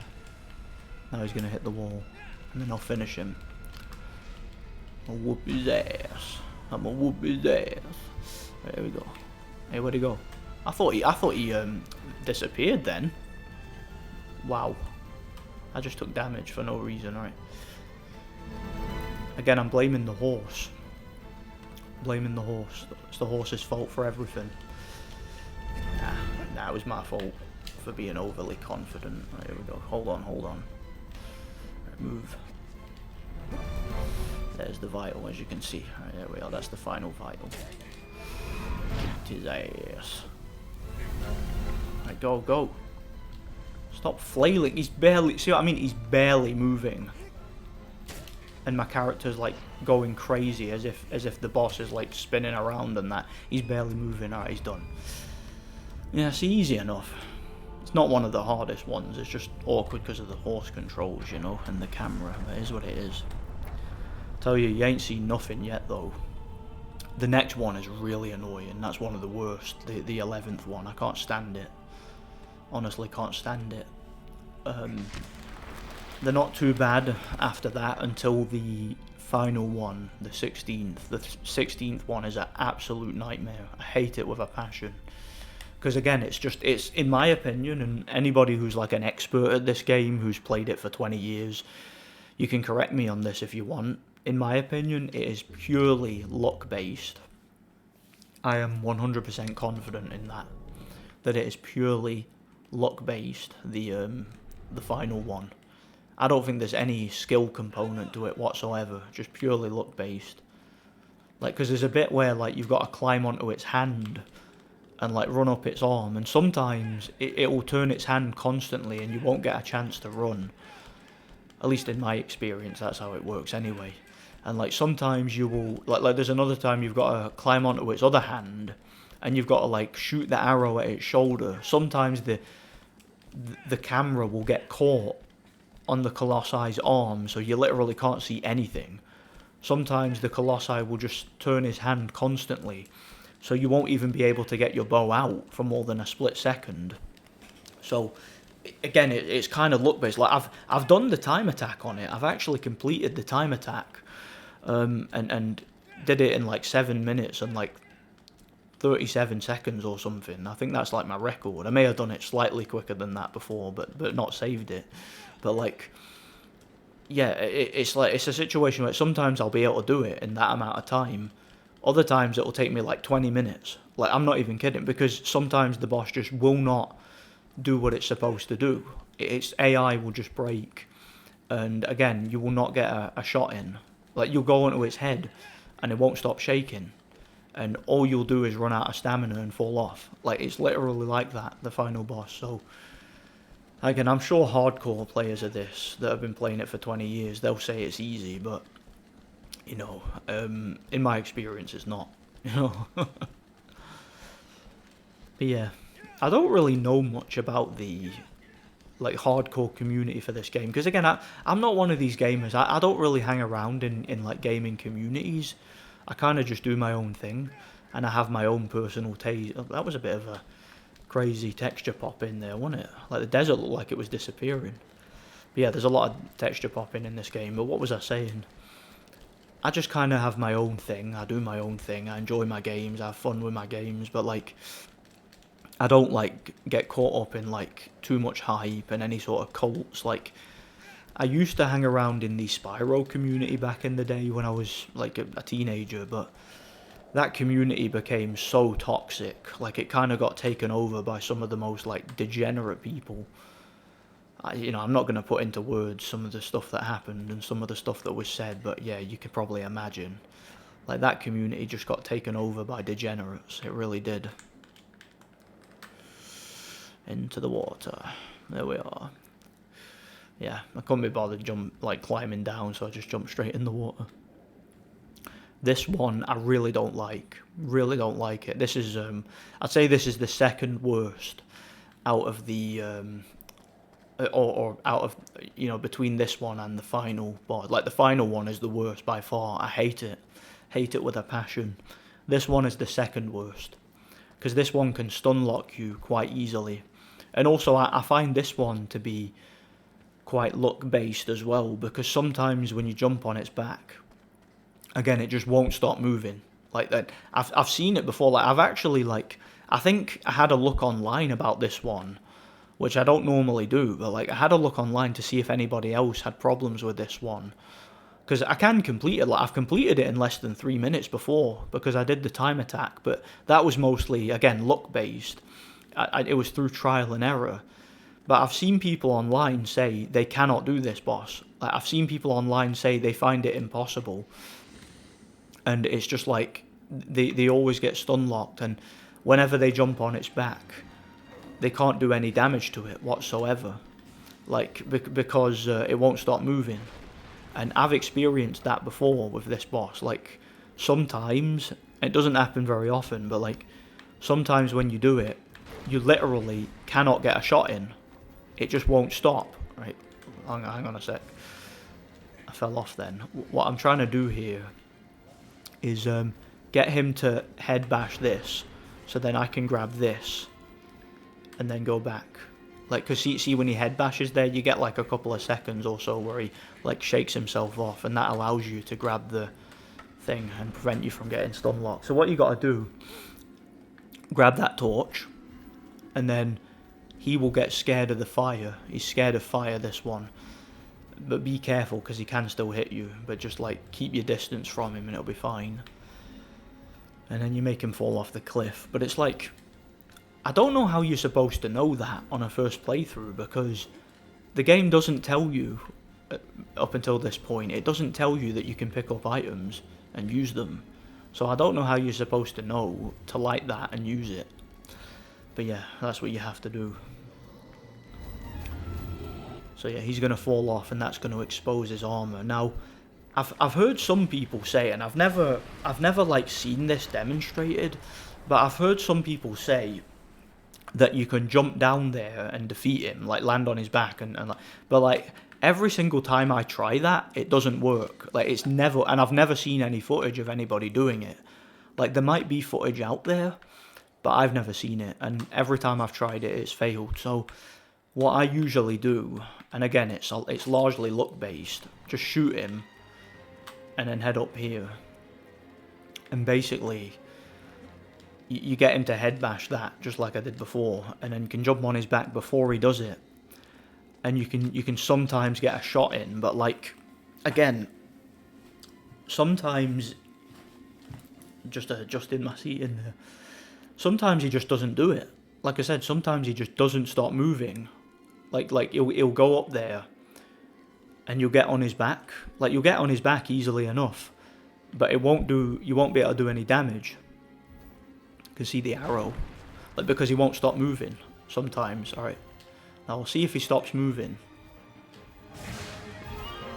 Now you see what I mean? Sometimes he will shake like that indefinitely. I've seen it happen. It's happened to me, and you know, a quick Google search reveals it happens to a lot of players with this boss, and you cannot get a shot in no matter what you do. But again, it doesn't always happen. Like I've completed this boss in like less than 3 minutes before, so like it's just so like random.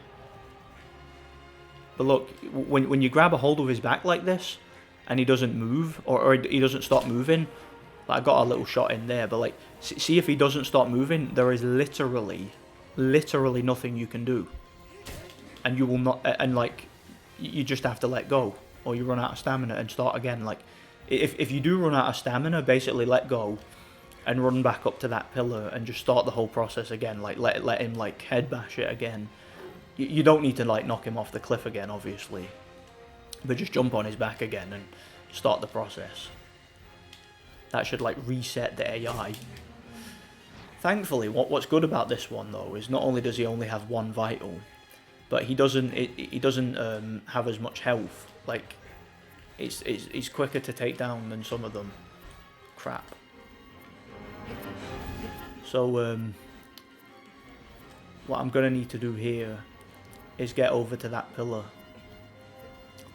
If I go up there now, the reason I'm crawling, because if I go up there now, I'll get stun locked, and you know I have no tolerance for that. I'll if I get stun locked here, done with it, not letting it happen. So yeah, get him to head bash this again, but obviously jump on his back. I'm waiting for my stamina to recover first. So see what I mean? Sometimes like I got a few shots in there. Sometimes that won't happen. Sometimes it's not possible. Like sometimes he literally doesn't stop moving no matter what you do. And maybe I'm like missing something. Maybe there's something you can do there to prevent that. But again, I've not figured it out yet, if there is. Oh, nearly got a shot in there, missed it. And again, you see what I mean about the physics of this game, how they're overdone. That's what I mean. Like, why can't I stab him now? Like, there's no reason why Wanda shouldn't be, like, because yeah, the boss is moving, I get it, but like, he's not moving that much to the point where I should be flailing around, unable to hold on. Like, if I was doing that for real, like if I was Wanda there and I was strong enough to hold on to the boss, I'd be stabbing him repeatedly, you know? So I think the physics were overdone with this game, and I heard, you know, there's a remake of this game. I've never played it, but like I've heard that they didn't improve the physics at all in the remake. They're exactly the same. So it's like it has all the same flaws and everything. Thought that was going to defeat it then. Alright, one more hit, even a small hit will beat it, so it's all good. There we go, done it. Don't particularly like that boss. Like I said, I'm not a fan of it. I think it's poorly designed. And again, the main reason for that is the stun locks. It can stun lock you, that boss. But we dealt with it anyway, so it's all good. The next one is another big water creature. So another little tedious swim, you know. It's interesting, the Colossi in this game, they actually do have names, but I'm not actually sure what the names are. Like, I probably need to Google it, but I have heard that they have names. I think that one there is called, what is it, Solosa or something, I don't know, something like that. Don't know what the names are based on, and I don't think they're actually mentioned in-game. Maybe they're mentioned in the manual or something like that, I don't know. I think that's something you also find with Japanese games, is there's like a lot of lore and like stuff like that that isn't mentioned in-game, but you hear about it, or you can read about it in the manual. Haunting Ground is kind of like that. You know, like there's the character in that game, Daniela, who's the maid who chases you in that. Like, she's never mentioned by name in the game, I don't think, but her name is Daniela, and it's mentioned in the manual, I think. That's a great game, by the way, Haunting Ground. I reviewed that game. I wouldn't mind doing a playthrough of that, but I'd need to practice, because I've not played through that since I did my review, which was a few years ago now, so I'd need to practice that game. It's becoming quite rare, that one, as well. Yeah, that's an issue with some of my older reviews as well, because they weren't all in HD. You know, because I do my reviews using real hardware, so I'm not always able to do them in like full HD, unless I use like an upscaler, which I do now, because if you know, people just won't watch if it's not in HD. But yeah, basically, what was I saying? My Haunting Ground review. I've had people comment on that review saying this is a great review, but it's not in HD, so I don't want to watch it and all that. I'm not even joking. Not even kidding. But yeah, I was quite happy with that review at the time, but you never know, maybe I'll redo it. It's kind of what annoyed me though, because I put a lot of effort into the older reviews on this channel, but because they're not in HD, nobody's going to watch them. It's like the videos are just there and they're not getting any views, and I kind of feel like they were a waste of time, and I'd like to redo them, but it would be kind of a waste of time because I've already done them, you know, so it's like, what's the point? It's kind of why I'd rather just, like, if I'm going to revisit a game for the channel, I'd rather just do what I'm doing here, like a full walkthrough. I think that makes more sense, doesn't it? And Haunting Ground would be a really fun game to walk through. That and Clock Tower 3. You know, Haunting Ground was kind of the spiritual successor to Clock Tower 3. It's same developer, same writers and all that, I believe. Potentially the same universe, I don't know. But either way, yeah, here we're at a waterfall. But yeah, Clock Tower 3, another great game. That one's not quite as difficult as Haunting Ground, but it is challenging. It is very challenging. Debatable which is better. I think Clock Tower 3 is a little bit user-friendly, a little bit more user-friendly anyway. Haunting Ground is a little bit more of like a hardcore survival horror game, you know, it's more difficult, more challenging. But yeah, I do think Haunting Ground is the better game. I do prefer it slightly, you know. So yeah, this boss here, the one at the waterfall, it's not too difficult, this one, but it can be quite tedious. Because it's like you got to ride on its head and you got to like hit these teeth thing that it's got on its head and make it move, and yeah, you'll see what I'm talking about soon enough. It's also got projectile attacks, but they're easy to avoid because you just go under the water and swim, like I'm doing now, and they usually can't hit you, so it's all good. Forgot to mention, yeah, I reviewed Clock Tower 3 as well, shortly after I reviewed Haunting Ground. So yeah, similar sort of review. So yeah, I'm kind of, these games are coming to mind because I've got the PS2 on my mind now. Like, this is of course a PS2 game, and the PS2 was a console I didn't own growing up, so there was a lot of games like this one that I missed out on. But obviously I'm able to buy them and play them as an adult, and I'm able to review them, which is of course fun. I really enjoy PS2, I really do. It's one of my favourite consoles. And yeah, those are some like underrated classics, I think. Like Haunting Ground in particular, that's one of the like best survival horror games ever. What am I doing? Don't know why I did that. Don't know why I was grabbing the bow then. I'm just like distracting myself, aren't I? Let's go. You don't need the bow for this one, so I don't know why I got it out then. All you gotta do here, swim round to its back. It can be a bit tricky if it's turning, but as long as you swim underwater, it's easy enough. Right. Pressing to put the bow away there, it wasn't doing it. Alright, jump, jump, there. Alright, climb up its back. And what we're gonna do is you hit these weird teeth things and direct it towards an island, then you can jump on it. And you can get it to expose its vital. It's got one vital, this one, and it's on its belly. And it's easy enough to get to. It's definitely not one of the harder ones. It's one of the more tedious ones, but it's not one of the harder ones. You know. And this is the 12th Colossi as well, so yeah, we're making good time here. There's only 4 more after this. And then you get like a little short level where you play as like a sort of a spectral Colossi, but it's that level's kind of lame and a waste of time, if truth be told. It's nowhere near as cool as it sounds. It's not like you get to control a Colossi and do anything cool. It's kind of crappy actually. You'll see what I mean when we get there. Something that should have just been cut from the game, in my opinion. Alright, here we go. Island number 1. Now he'll shoot his things at that. Eventually he'll come out of the water, that's what he does. And then he'll expose his vital. I should do it now. Now what we want to do, jump on his belly. Jump. Oh, I thought I hadn't jumped far enough then, but I did. That's all good. Alright, let's go.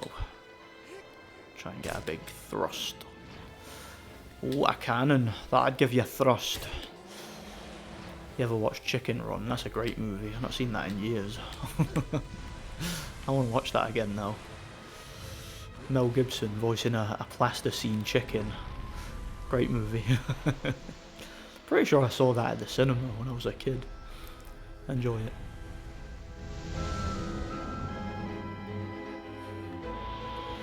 It's crazy how random my commentary is when I do these like walkthroughs, isn't it? Like I go from talking about like survival horror games like Clock Tower 3 and Haunting Ground to talking about toxic positivity in gaming to stun locks to Chicken Run, like you know, John Wick, all this other stuff, you know, stabbing things in the arse and in the head, like some commentary, innit? Alright, here we go. I'm trying to cheat there by just jumping up instead of like climbing, just to save time, but yeah, this game doesn't approve of saving time. It's a Japanese game.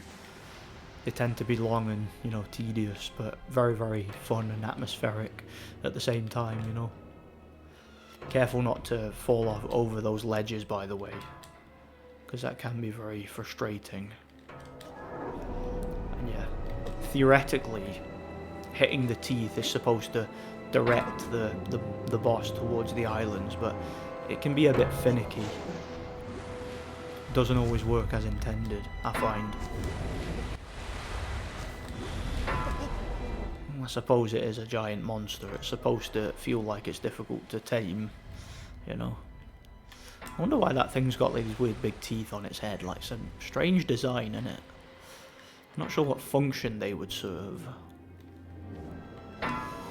Exactly. Right, have I got space to jump? No. See, that's one thing I hate about this boss. Sometimes you go to jump, and then it moves, and then Wanda just, like, falls over when he's trying to jump. It's very annoying when that happens, you know? Hopefully I can finish it here. You don't always have to use all 3 islands. So hopefully I don't have to. Should be able to finish it now. Alright, here we go. Let's go jump. There we go. That was a perfect landing, I think. Right, go on, get it. I never lost a fight on the troubles, because I'm hard. Right there, got it. Easy peasy lemon squeezy. It's actually quicker than I normally beat that one. I normally like fall off a couple of times. Yeah, I think I did alright with that one, if I do say so myself.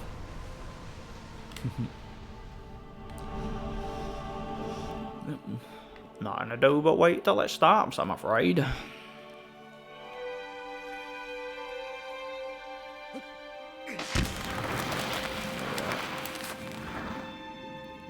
Four more to go.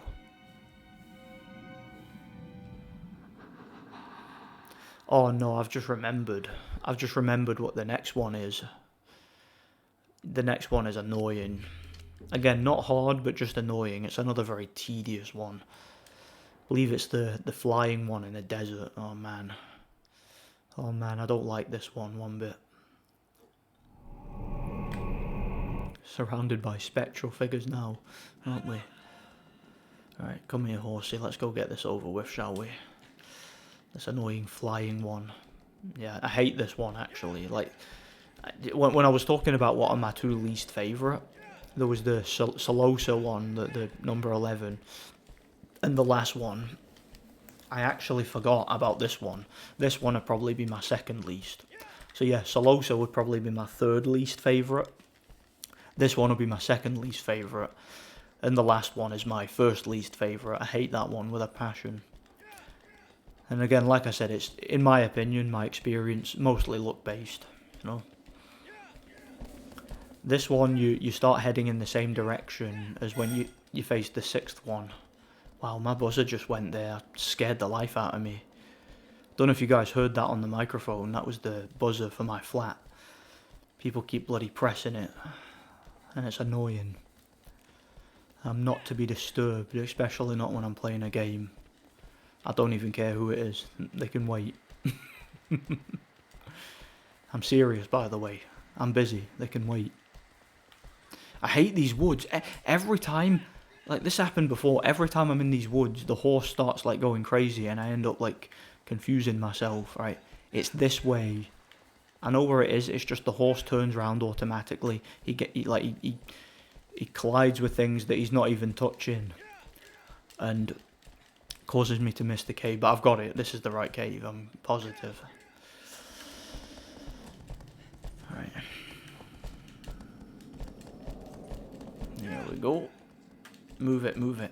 Now you remember I turned right here where I went for the one with the big beard. Now we turn left over to that formation over in the sand. It's where the next boss is, and this one is a nightmare. Not because it's difficult, just because it takes so long. Because it like loses interest, kind of like the sandworm does. It loses interest and you got to go on it again, and oh, it's just annoying. And you've also got to use the horse, which makes it even worse. Right, here we go. So you've got to get the bow out, and it's got like these big balloons on it. Where is it? It's flying about somewhere, isn't it? Come on, it's a big massive thing, I can't miss it.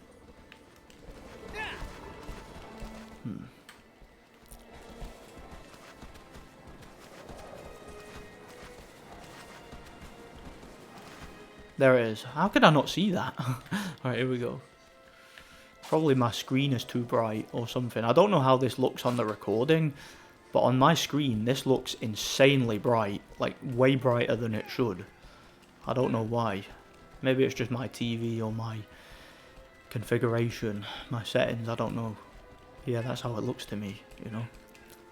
Maybe it looks different while it's recording on the capture card, you know. Right there. Right, that's one of them.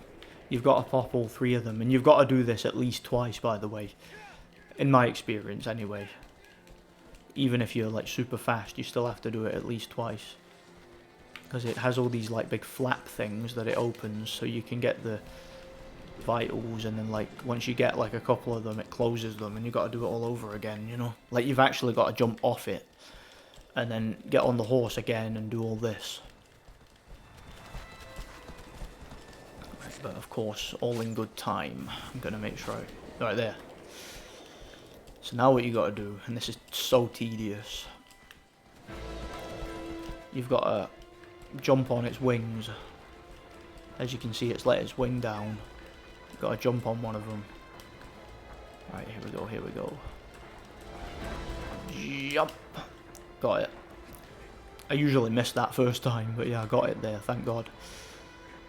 Oh, I hate this one, honestly. I just hate it. It's so bloody time consuming. See what I mean? Yeah, that always happens to me first time. Come here, horse. Come here. Move it.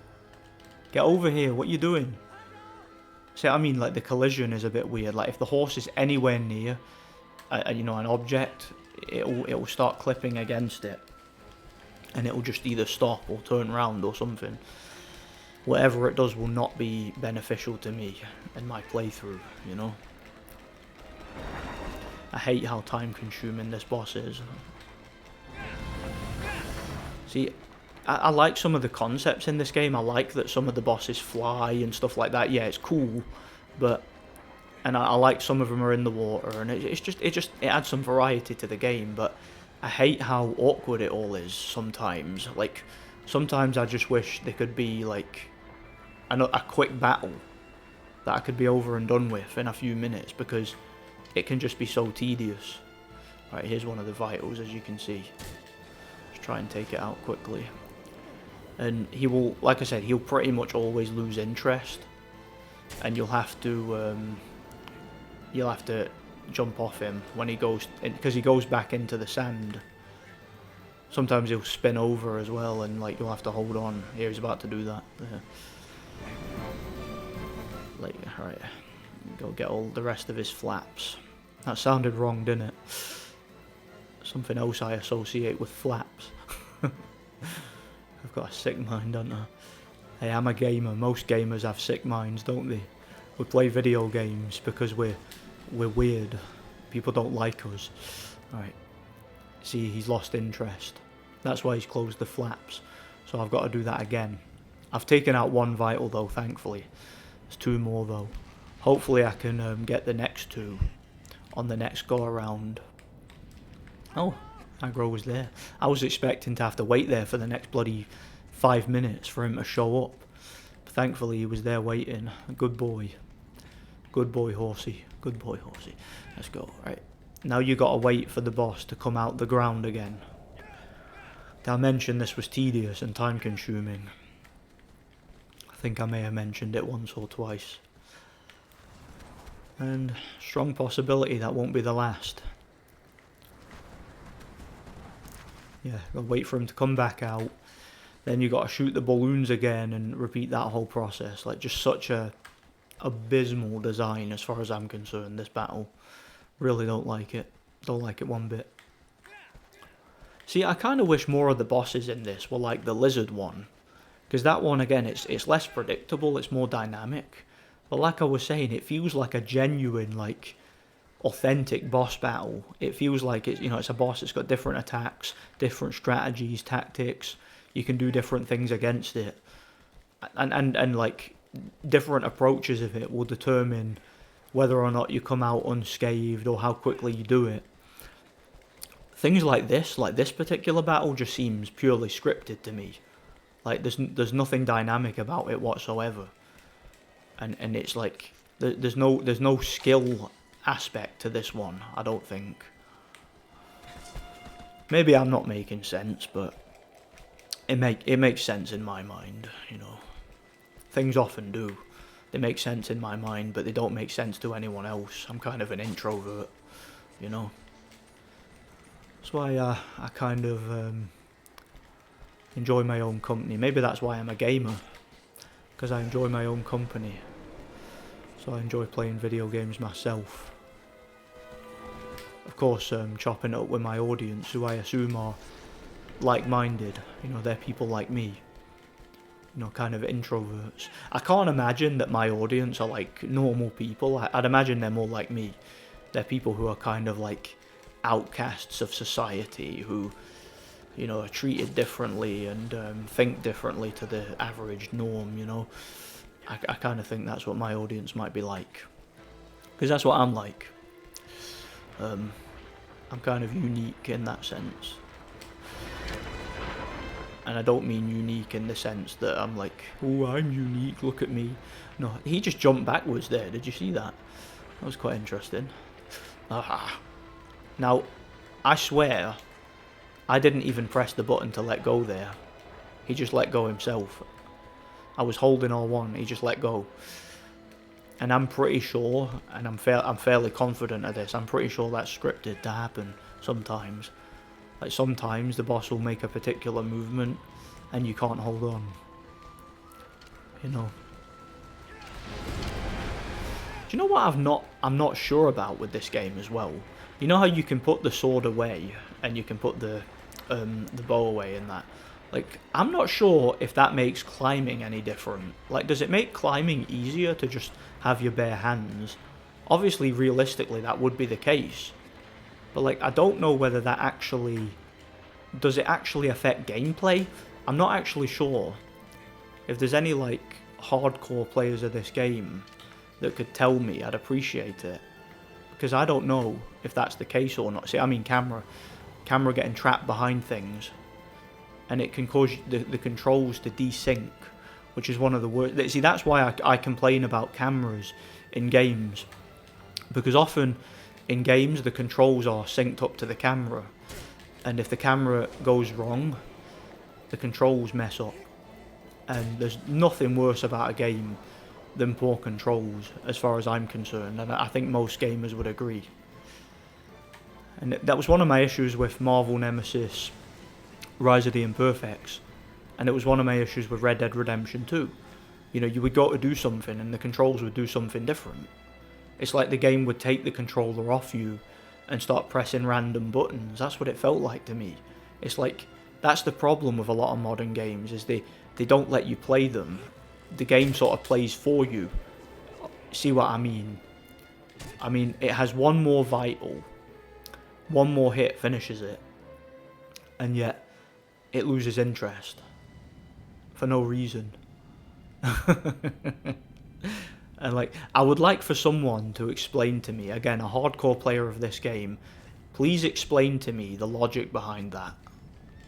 You know, from a game design, you know, the people who get angry when anybody criticizes this game, and I've seen some heated debates over it, please explain to me what was the logic in designing that boss so that it loses interest and you have to climb it again. Like, I'm not sure what element of fun or like skill that adds to the game. All it does is add an element of tedium, as far as I'm concerned. And tedium is not something I appreciate as a gamer, because now I have to wait for the boss to come out the ground again, and I've got to repeat the process just to land one shot, just to hit it once, because it's only got one little bit of health. That's unacceptable, in my opinion. Unacceptable. So yeah, these are the things you got to deal with. Like, no game is perfect. Every game has its problems. This game, it's a fantastic game. It really is. But it has some crazy problems like that. And that's not even a technical issue. That's a game design flaw. That's something that a developer has programmed into the game. I suspect, and I'm fairly confident about this, for the sake of padding the game's runtime. That's what I suspect that's been. You know, I've played a lot of video games. I know a little bit about how developers think and stuff like that. And one of the things developers will often do is come up with a strategy to make sure people keep playing, right? So a game isn't, you know, it's one of the oldest tricks in the book, right? Is to make it so that it's scripted, so that you have to do something twice, right? You have to repeat the process. That means that people don't just rent the game and complete it over a weekend, you know, because it's not practical to do so. Instead, they have to buy the game and like try over and over. It's a tried and tested strategy, and I'm fairly confident that that was the strategy from Team Eco there. Was to make it so the player has to do this multiple times, so that they keep playing, you know. And that it's a tactic I don't agree with. I've never agreed with it. I didn't agree with it in the PS1 era, and I don't agree with it now, you know. Something I don't appreciate when games do. See, there's no reason I shouldn't have been able to take out that vital before. Alright. There. So yeah, it's not a terrible boss, but it's tedious. And in my opinion, that boss takes longer than it needs to. There's no reason for you to have to climb up it more than once, you know. You should be able to just climb up it and take out his vitals like you can with most of the other bosses. You know, you shouldn't have to do it multiple times, I don't think. It's just scripted to where you have to do it multiple times. Like, it wasn't too bad with the sandworm because you can do it relatively quickly. But that one there is just time consuming, in my opinion. So yeah, 3 more to go.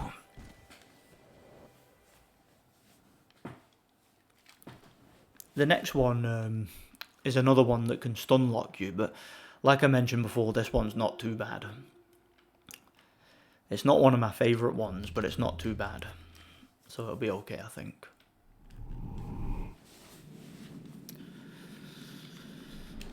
And yeah, basically that cave that I was near when I went to see the sandworm, or when I went to do that boss, that's where we're going now for this one. Number 14. And it's another small one. It's actually a similar size to Colossus. And it acts in a similar way, but you bring it down slightly differently in the sense that you got to remove its armour differently. But you still got to jump on its back and that. But it doesn't shake about as much as Colossus, from my experience. Yeah, you'll be tired of seeing me go across this bridge now, won't you? Only got to do it like once more, I think. After this, of course. And then the final boss is on the other side of the map. Like the exact opposite direction. Kind of past where the lizard one was, if I remember rightly. And yeah, I'm dreading, as I've talked about already, I'm dreading getting to the final boss. I hate that one. Like, I genuinely despise the final boss of this game. Like, it's one of them things. It almost ruined the game for me, almost, when I first played it. I'm like, I couldn't believe how bad it was. Because all the other ones, like that last one there, was tedious, but it was manageable. You know, at least I know I'm gonna do it. I know when I do that one, I'm gonna do it. Like, I've got the ability to do it. But you know, the last one is just pure skill based. Pure luck based. It's not skill based. It's pure luck based, as far as I'm concerned. And I don't appreciate that. Yeah, another little tedious journey across a bland, empty open world, I'm afraid. That's all I have to offer you. To be fair though, one thing I do like about this game is it's quite a relaxing game to play. Like, it's one of them games you can play it and just chill out and just like have some long journeys on your horse and do some real good thinking, man. It's like going for a walk. You know, when you go for a walk and you get some really good thinking done? It's kind of like that, playing this game, I find.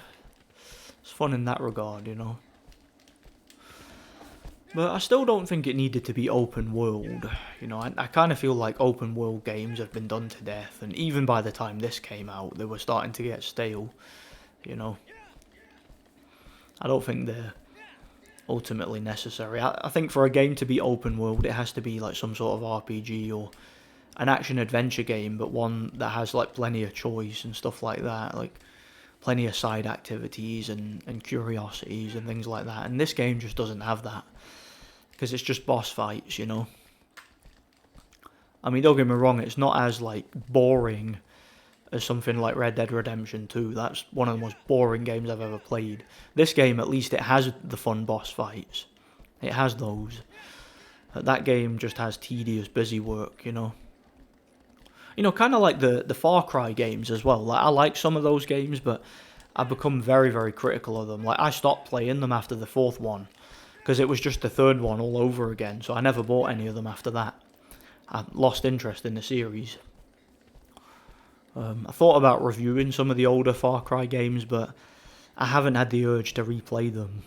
You know, like I like the 3rd game, but I haven't had the urge to play it in a long time. I kind of feel like again, because it's an open world game and I've just played so many of them over the years, I'm just tired of them. Tired of open world games, you know.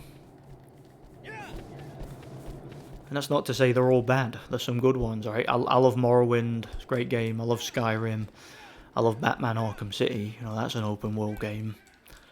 I love some of the older GTAs, like, again, San Andreas, GTA 3, Vice City. Those are all great games. You know, I reviewed some of them. But, yeah, a lot of, like, Simpsons Hit and Run, that's another open world game I really like.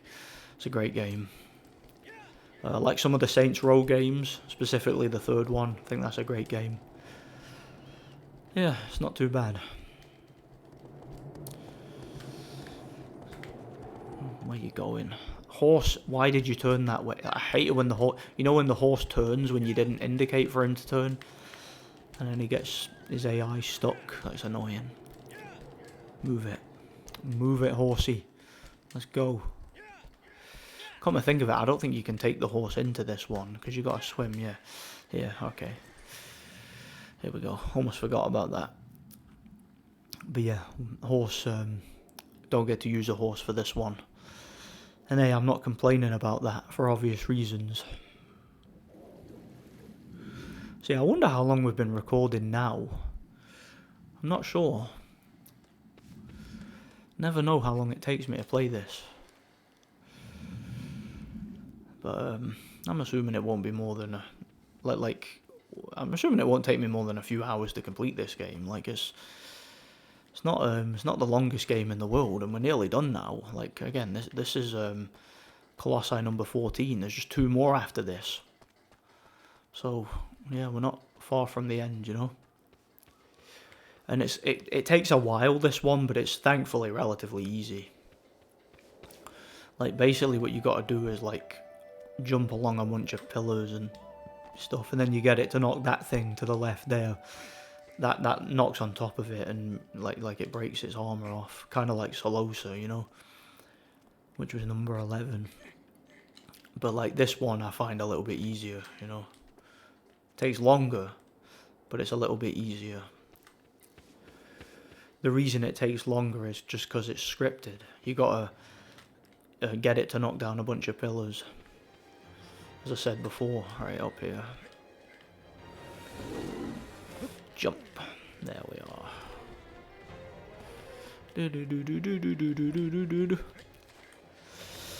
You know, I could play the remake of this game at one point. I've never played it, but the thing is, like, it's a remake, and if it didn't add any worthwhile content, what's the point? Like, long-time subscribers of mine will know I'm generally not fond of remakes. Like, I'm not always against the idea.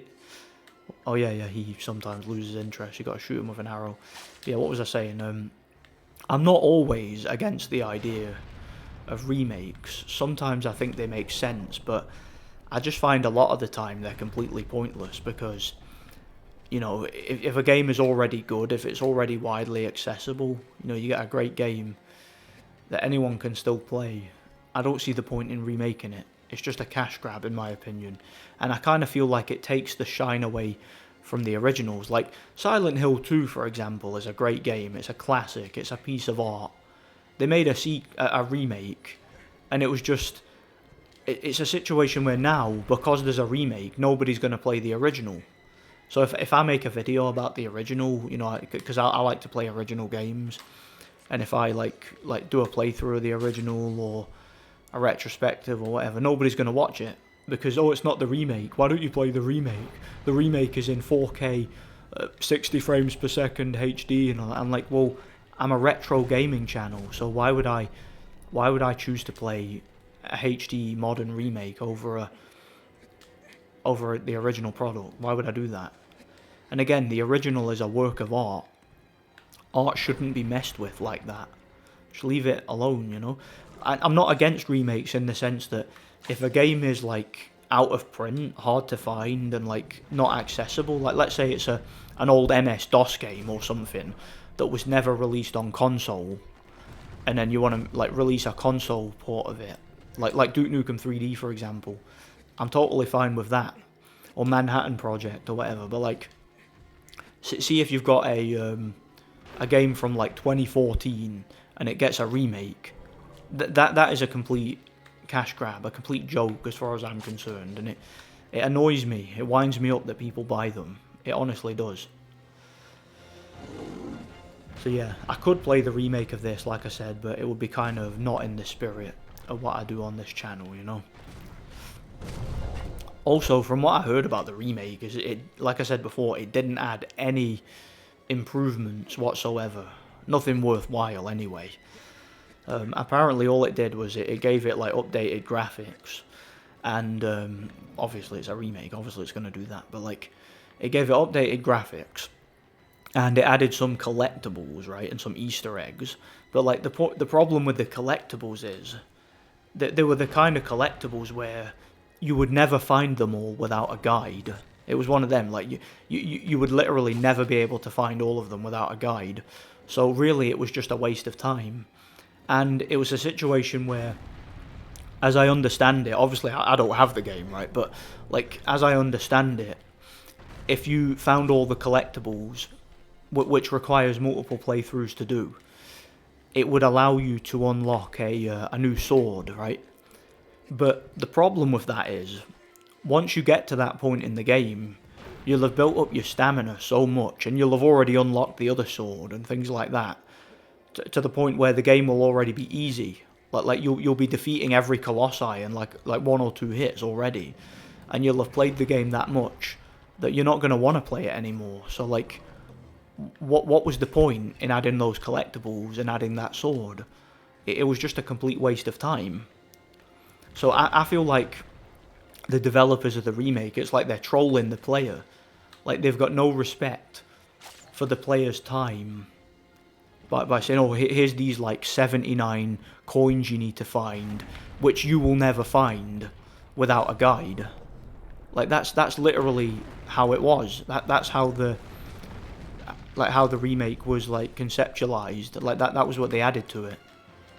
Like a bunch of coins that you'll never find without a guide, and even if you do, all you get is like I said, another sword which does slightly more damage than the one you've already got, but you don't need it because you've already like maxed out your level and all that. It's like, I don't know, but yeah, I have an issue with that remake. I think it was a disgrace, if truth be told, absolute disgrace. From what I've heard of it, and the fact that they didn't fix the camera, they didn't fix the controls, nothing. They didn't remove the stun locks. They didn't like add any new Colossi, because that's another thing. This game has a lot of cut content. I think I talked about it in my review. It has a lot of cut content. There were a lot of Colossi that were removed from the game, and like it's a situation where the developers could have added some of them in, or they could have added some new ones, you know, because the PS4 had the capability to do that, but they didn't do it. They didn't add anything. They didn't add any new content whatsoever to the remake. So I find that shocking, actually. I find it shocking and disgraceful. Like, genuinely disgraceful. Like, it disgusts me as a consumer. And it goes back to what I was talking about before, about how gamers just don't have any standards. Because why would you pay full price for a remake of a game you already have when it doesn't offer any worthwhile rewards or improvements? You know? It's the same game all over again with a few Easter eggs, and it's and just modern graphics and no new content. You know, like, how do you justify that, you know? Right, what I need to do here, it's actually not as hard as it looks. This, just jump off and jump on one of these. This is how I normally do it anyway, and get him to head bash it, then you can jump on him. Well, theoretically you're supposed to be able to jump on him there. See, I mean, easy enough. It's a lot easier than Solosa. Solosa doesn't let you get a look in. This one does.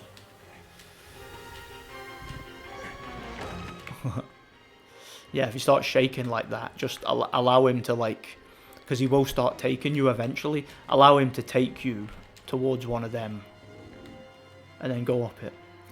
Obviously try not to get stun locked and deal with the camera.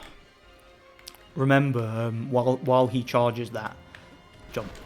So that while he's getting stunned, there, you jump on his back. Cool. See, not too hard this one. It's not too difficult.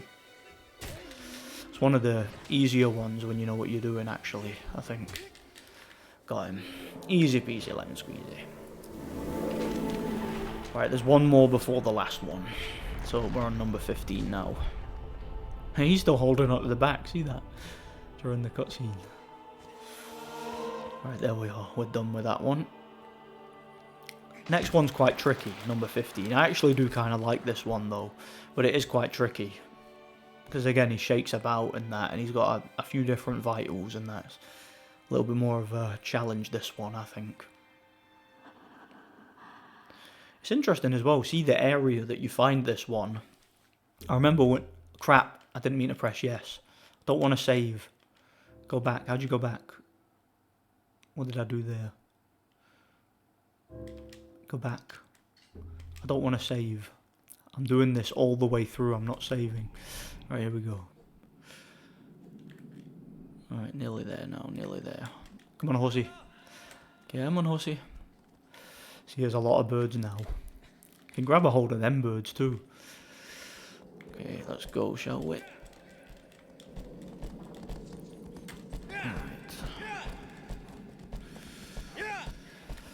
So yeah, what was I saying before I accidentally clicked that? Yeah, the area that you face this next boss, I remember I found that area on my first playthrough before I actually got to that boss battle. I was just, it might have been like Salosa that I was on, and I was just like exploring that area, and I ended up finding that area and thinking, wow, this is cool, I bet you there's a boss battle here. Lo and behold, later on there was a boss battle there. So yeah, promise this is the last time you'll see me cross this bridge. During this playthrough today, anyway.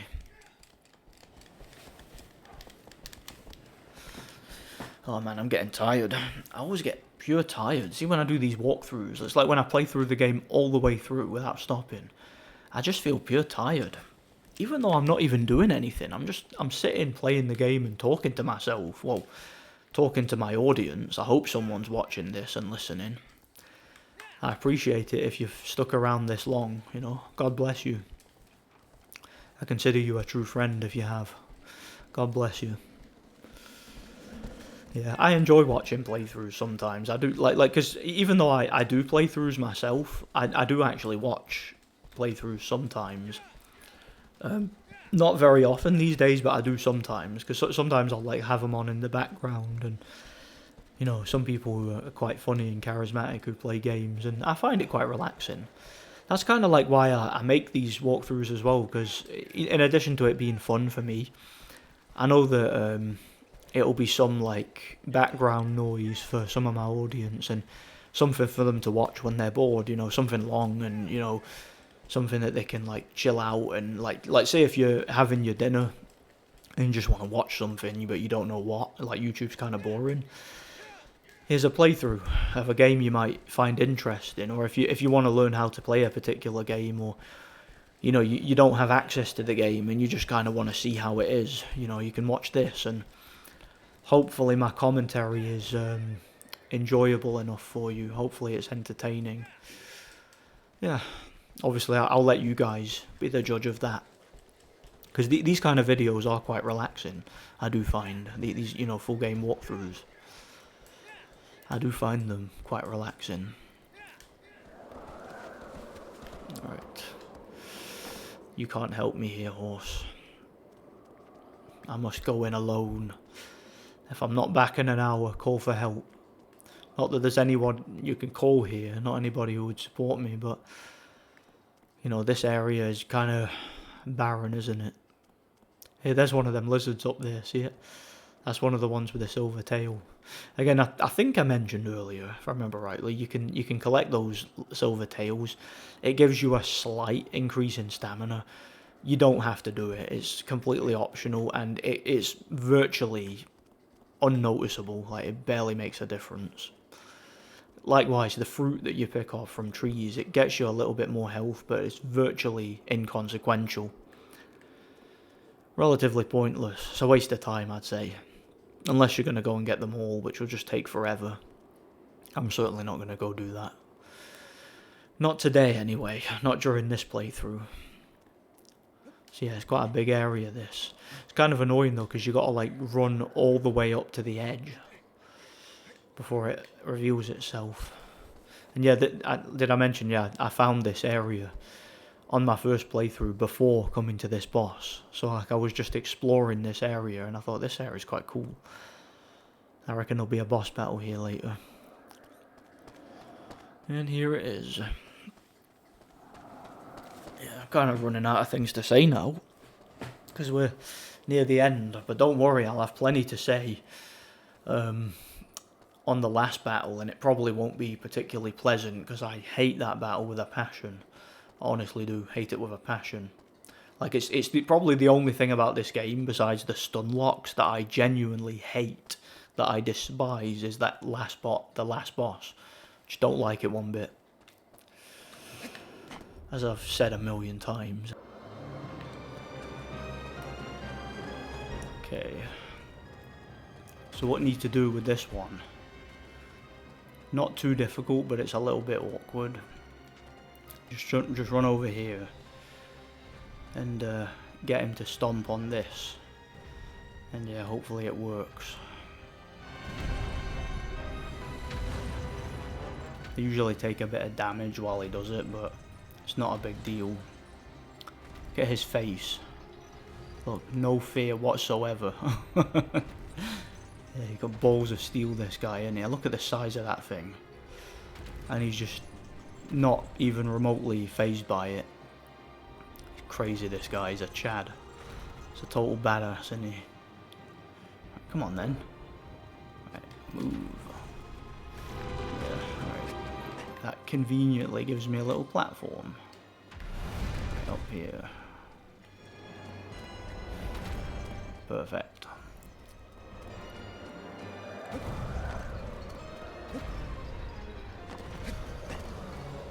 And yeah, what he needs to do now is create a way for me to get up here. He does that by hitting that.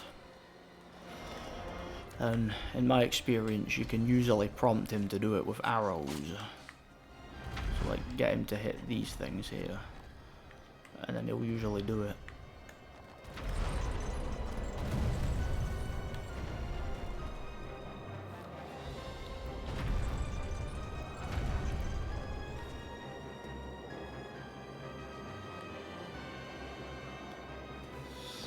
Well, I'm waiting. Are you gonna do your thing? Or are you just going to stand there with your thumb up your arse? No, don't stomp. Use your sword and hit the thing. That's what you're supposed to do.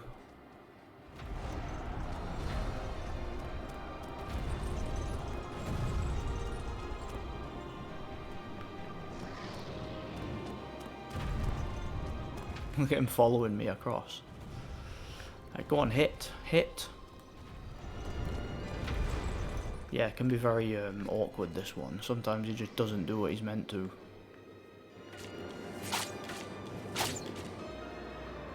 There we are. Alright, let's go, let's go. Let's get out of here. Just like climb up to the edge bit there. And what we're going to try and do is get to that bridge above to jump on his head. Because that's where one of his vitals is. He's got like 3 vitals, this one. So it can be quite tricky to bring him down.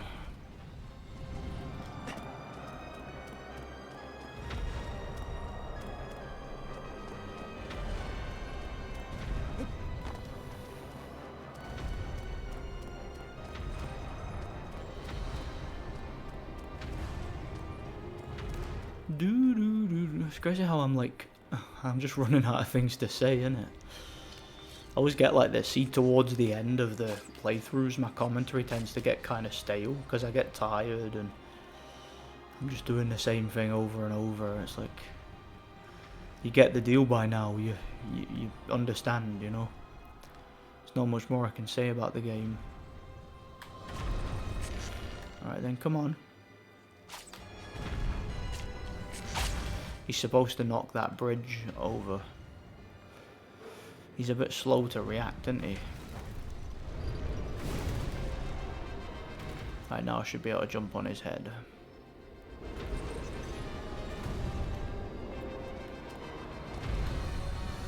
Here we go. Make sure he's close enough, then get my sword ready, and then jump. Jump!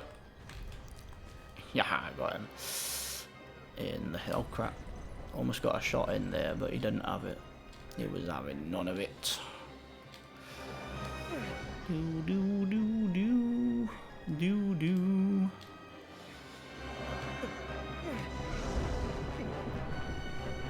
Oh, come on, man. You gotta give me a chance. You can't just not let me get a shot in ever. That's just not in the spirit of gameplay. Come on. Let me get a shot in, at least one. Can you not give me that?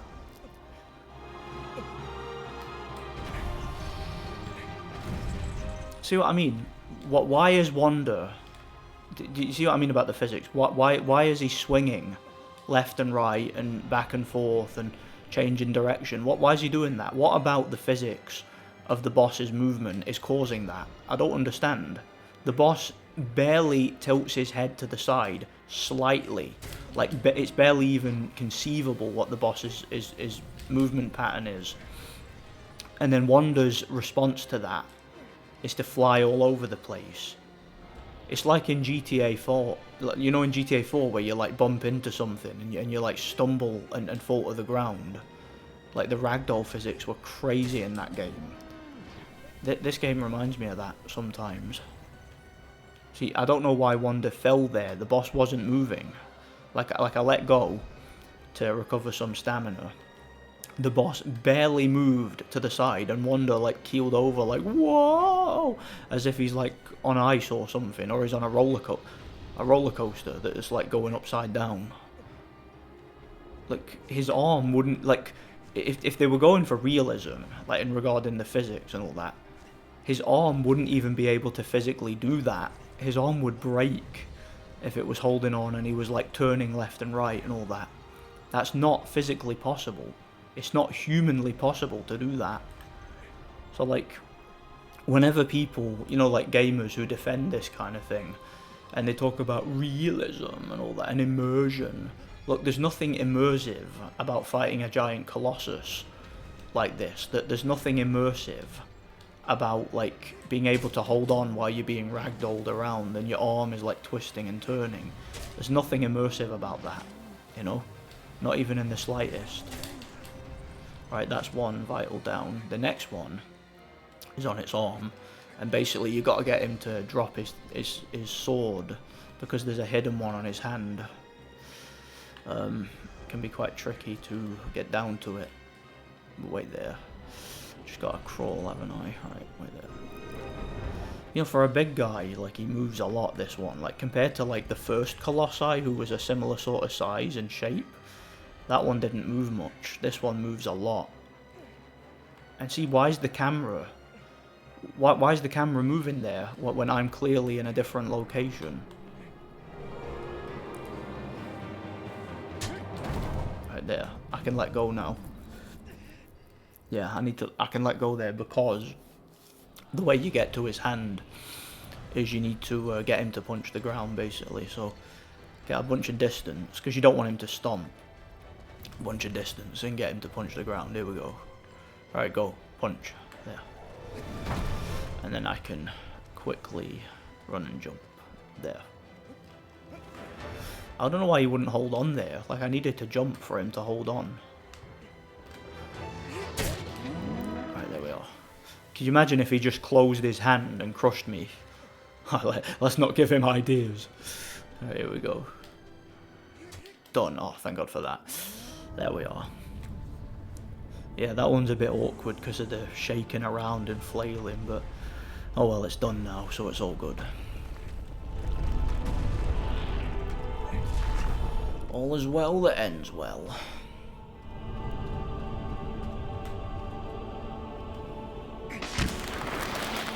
One to go, and this is the one I've been dreading. Whole playthrough I've been dreading this. Hate this one. Hate it with a passion. I honestly do.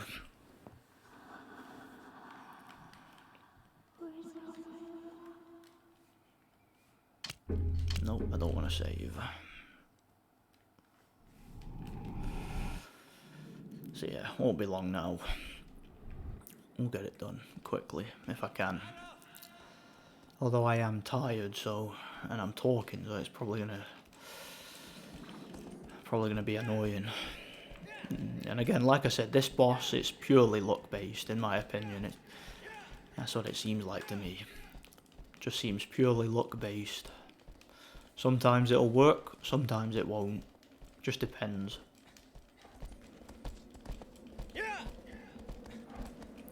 Let's hope that this is one of the times where it works.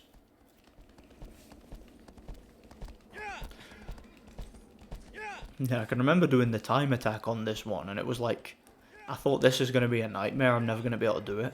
But like, I tried it once, like I think I failed it, and I think I did it like right after, and it didn't even seem that hard. And it was because it did what it was supposed to do. Like, the boss actually worked. But like, see when it doesn't do what it's supposed to do, like when it turns its hand like repeatedly, and your character flails around, and it shakes when you're on its head and doesn't stop, doesn't let you get a shot in, like that's when it just becomes nearly impossible. So you just have to rely on luck with this one. As far as I'm aware, there's no strategy behind it. Yeah, you might be able to hear my refrigerator going off again. Got a 2-litre bottle of Iron Brew here. I haven't had one drink of it since I started doing this. And it's because I don't want to end up needing the toilet while I'm playing through this, because it means I'll have to pause the game, and like, yeah, technically I could edit that out, but like, I can't be bothered editing this. Like, that's one thing I hate doing. Like, see if I'm doing a full walkthrough for a game, I don't want to do any editing, because it takes too long to export. I just want to get the video uploaded as it is, in one file. That's what I like to do. That's what I intend to do. It's better that way, I think. So yeah, here's the broken seal. That's this bit here. Not seal as in like a sea lion, I mean like a seal as in something is sealed, like you've sealed the door. You probably knew that already. Oh, come on, horse, you telling me you can't jump off that steep cliff? Really? To save me a bit of time? How selfish of you. How inconsiderate of you. I'm joking, of course. Oh yeah, if you've wondered what those things over there are, them little towers, those are save points. There was like a cutscene earlier that tells you that, but I skipped it. Because I've skipped all the cutscenes that the game let me, you know. But yeah, here's the seal, and we're about to head in. I think there's a save point in there. So if you want to save game before doing the final boss, probably a wise idea. I'm not going to bother though, I can't be bothered. Because I'm sure I'll be fine. And if I'm not, then I'll just cry. And yeah, I'll try not to talk too much during the last boss, because I want to, for obvious reasons, come on man, for obvious reasons I want to concentrate. So if I'm quiet during the last boss, you know why. You know why. And, you know, obviously if you want instruction, just follow what I'm doing, and you should be fine. But like I said, it is mostly luck-based, in my experience. So yeah, you can't get through there until you've defeated all the other Colossi, basically. Now we have. And yeah, obviously self-explanatory. Shine the light of the sword up when you have, and it opens for you. I think in the remake, yeah, there's a save point up there. In the remake, there's a door that opens, like, if you get all them stupid coin collectibles, but it's like, you're wasting your time if you do that, as far as I'm concerned. That was just a piss take. Like, from what I heard of the remake, it really, like, rubbed me up the wrong way. Like, the way that the developers handled it. Because it just seemed like a pure lazy cash grab and a piss take. Oh yeah, be quite careful here, because the camera can mess up here. Don't use the analog stick at all at that bit. You can't skip this cutscene, sadly.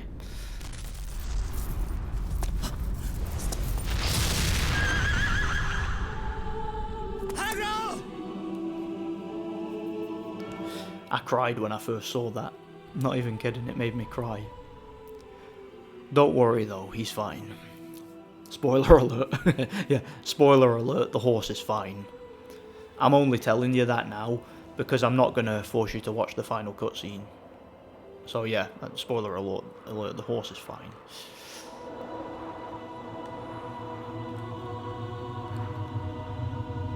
Yeah, he'll meet us at the secret garden.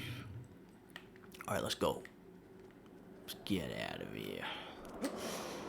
Oh, I hate this. I hate this boss. I hate it so much. And I'm just hoping that this is one of the times I get lucky with it. Because again, it's purely luck based. And I'm hoping that... Wow, you guys will be sick of hearing me say that, won't you? Do you know what? I'm gonna stop saying that. I promise. I will not say that again for the rest of this playthrough. Which won't be very long. God willing. You know. Let's climb up here. So yes, this is a big giant tower, and even the boss itself is a big giant tower. And it's one that throws you about and ragdolls you, so yeah, you can imagine. The bit that I'm most concerned about is the bit where you've got to shoot it in the shoulder with the arrow, because it doesn't matter how many times I do the boss, I always have issues with that. Every single time. Every single time I play this, I've struggled with that, you know. Just one of them things. I think it was poorly designed. I don't think it can be excused. Like, again, maybe, like, if you're one of the hardcores of this game and like you can do this easily, good for you. Like, I'm happy for you. But like, I honestly don't see, because it's not like a skill thing. Like, I don't see how anybody can excuse this boss battle the way it was designed. I honestly don't see how anybody can. I just think it was abysmal game design, you know. You can skip that cutscene. So yeah, he's got some projectile attacks here. You can avoid them by using these pillars and that. Basically what we do here, run, and then like roll. And then roll here. If you land on that block there, you won't take any damage like I did. But it doesn't matter. It's relatively inconsequential because the health does heal back slowly, as you might have noticed already.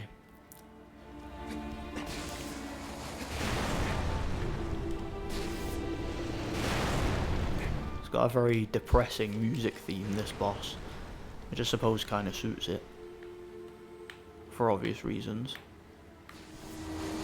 I usually like see that bit there. I get him to shoot first. I find it's easier to avoid if you do.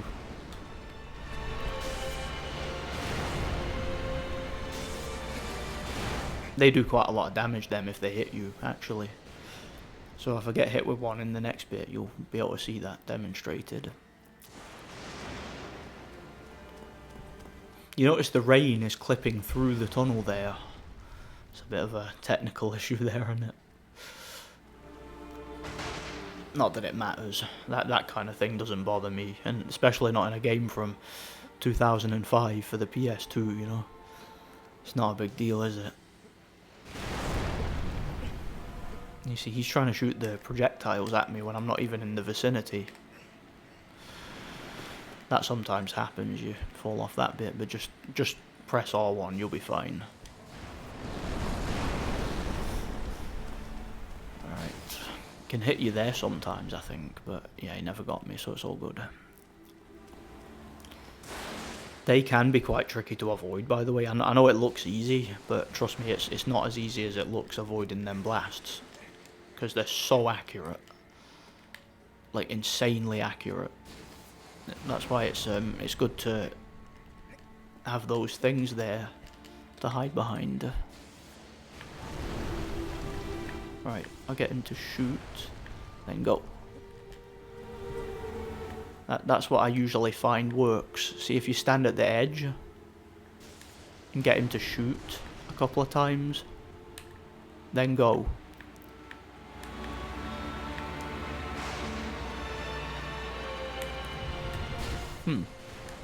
There. Right, go. Roll. Yeah, like I said, it usually works if you do that. Okay, perfect. That went as smoothly as I could have expected. Now I'm going to try not to talk much here, because like I said, I want to concentrate with this.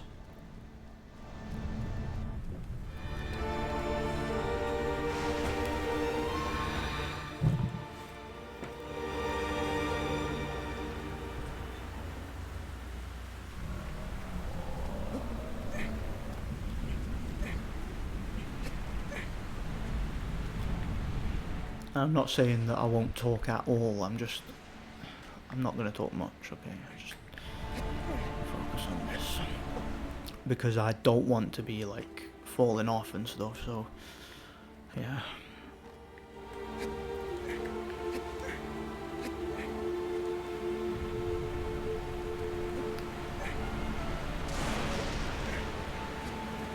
Looks very windy up there, doesn't it? I think it'd be difficult to hold on with all that wind, but I don't think this game actually has wind physics. Thank God. Thank God for that. I'll tell you that. Could you imagine that?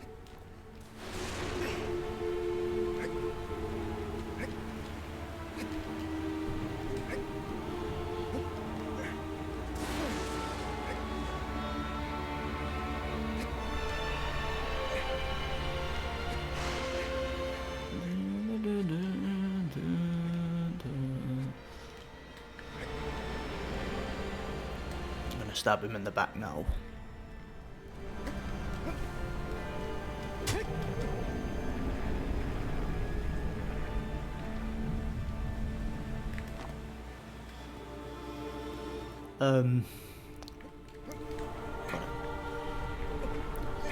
Thought I was gonna have to let him reset there and put his hand back up and then go, because sometimes I miss the opportunity there, but I got it, so it's all good. All right.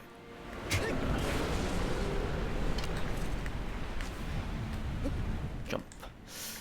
Right, now this bit here, I hate this. I hate this with a passion.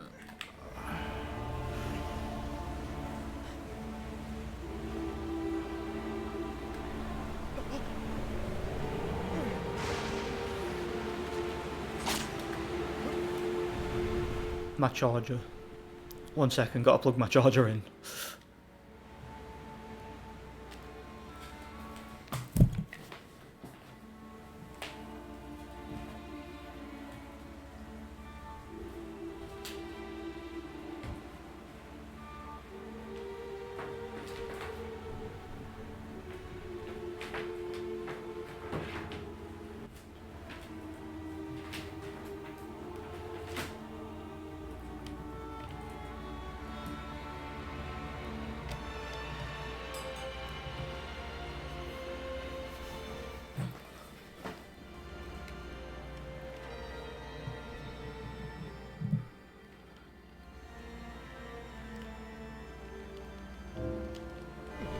Sorry about that, I had to plug my laptop charger in, I panicked then. Oh man, that was a mini heart attack. You know, because I'm recording this on the laptop, like it wasn't plugged in to the charge, because it was like a full charge when I started. It was like just about to run out, it was like critical. And it couldn't have happened at a worse time. It happened right as I was holding onto the hand. Scary. Yeah, so yeah, you see what I'm trying to do here. I shouldn't be talking though, I should be concentrating.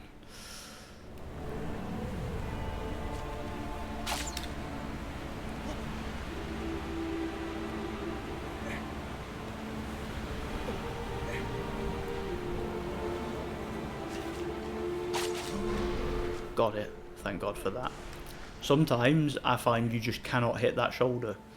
It's impossible sometimes.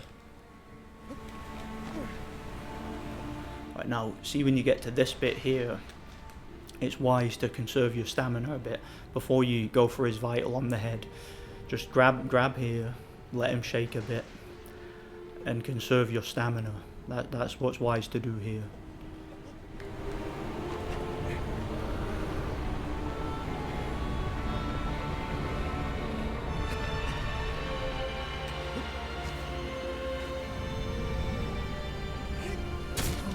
Alright, that's one shot.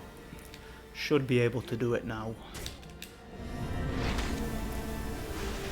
So yeah, it's actually been relatively easy, this battle. I know I hyped this one up as being annoying, but you know what I said about it before, and I'm not going to repeat it because I said I wouldn't. You know, I promised I wouldn't. Thank God for that. There we are. That was quick. That was. Do you know that might actually be? That might be the quickest I've ever done that. I'm not even joking. That might actually be the quickest that I have ever beat that boss. Like, I had no issue at all there. Yeah, that wasn't too bad at all, was it? I do say so myself. I still don't like it though. I don't like the way it was designed, you know. But it's all good. It's all good under the hood. So yeah, we're done with all the Colossi now. All we've got is like the final little bit where you play as one, and it's kind of crappy. This is just a waste of time, this bit, to be honest. So yeah, as you can see, we're a Colossi now. Kind of a transparent Colossi, which is very creepy looking. And these guys are attacking us. Now, they can't kill you, or at least, I don't think they can. They've never killed me before. I've never experienced that before, so I don't think it's possible. Let me just see. But yeah, now they'll go the other way around, and you've got to slowly turn and chase them, and yeah, that's it. Yeah, this is what it is. That's the best way I can describe it. You can't actually like kill the main guy. All you can do is chase him. So this might as well have been this particular bit here might as well have been a cutscene, but once this is done, the game's over. And I'm not going to make you watch the final cutscene, so yeah, don't worry about it. And yeah, the controls for this one section are so slow, it's crazy. It might look quite interesting, like as a spectacle, but to actually play is something I don't quite understand. How creepy looking is that though? It really is.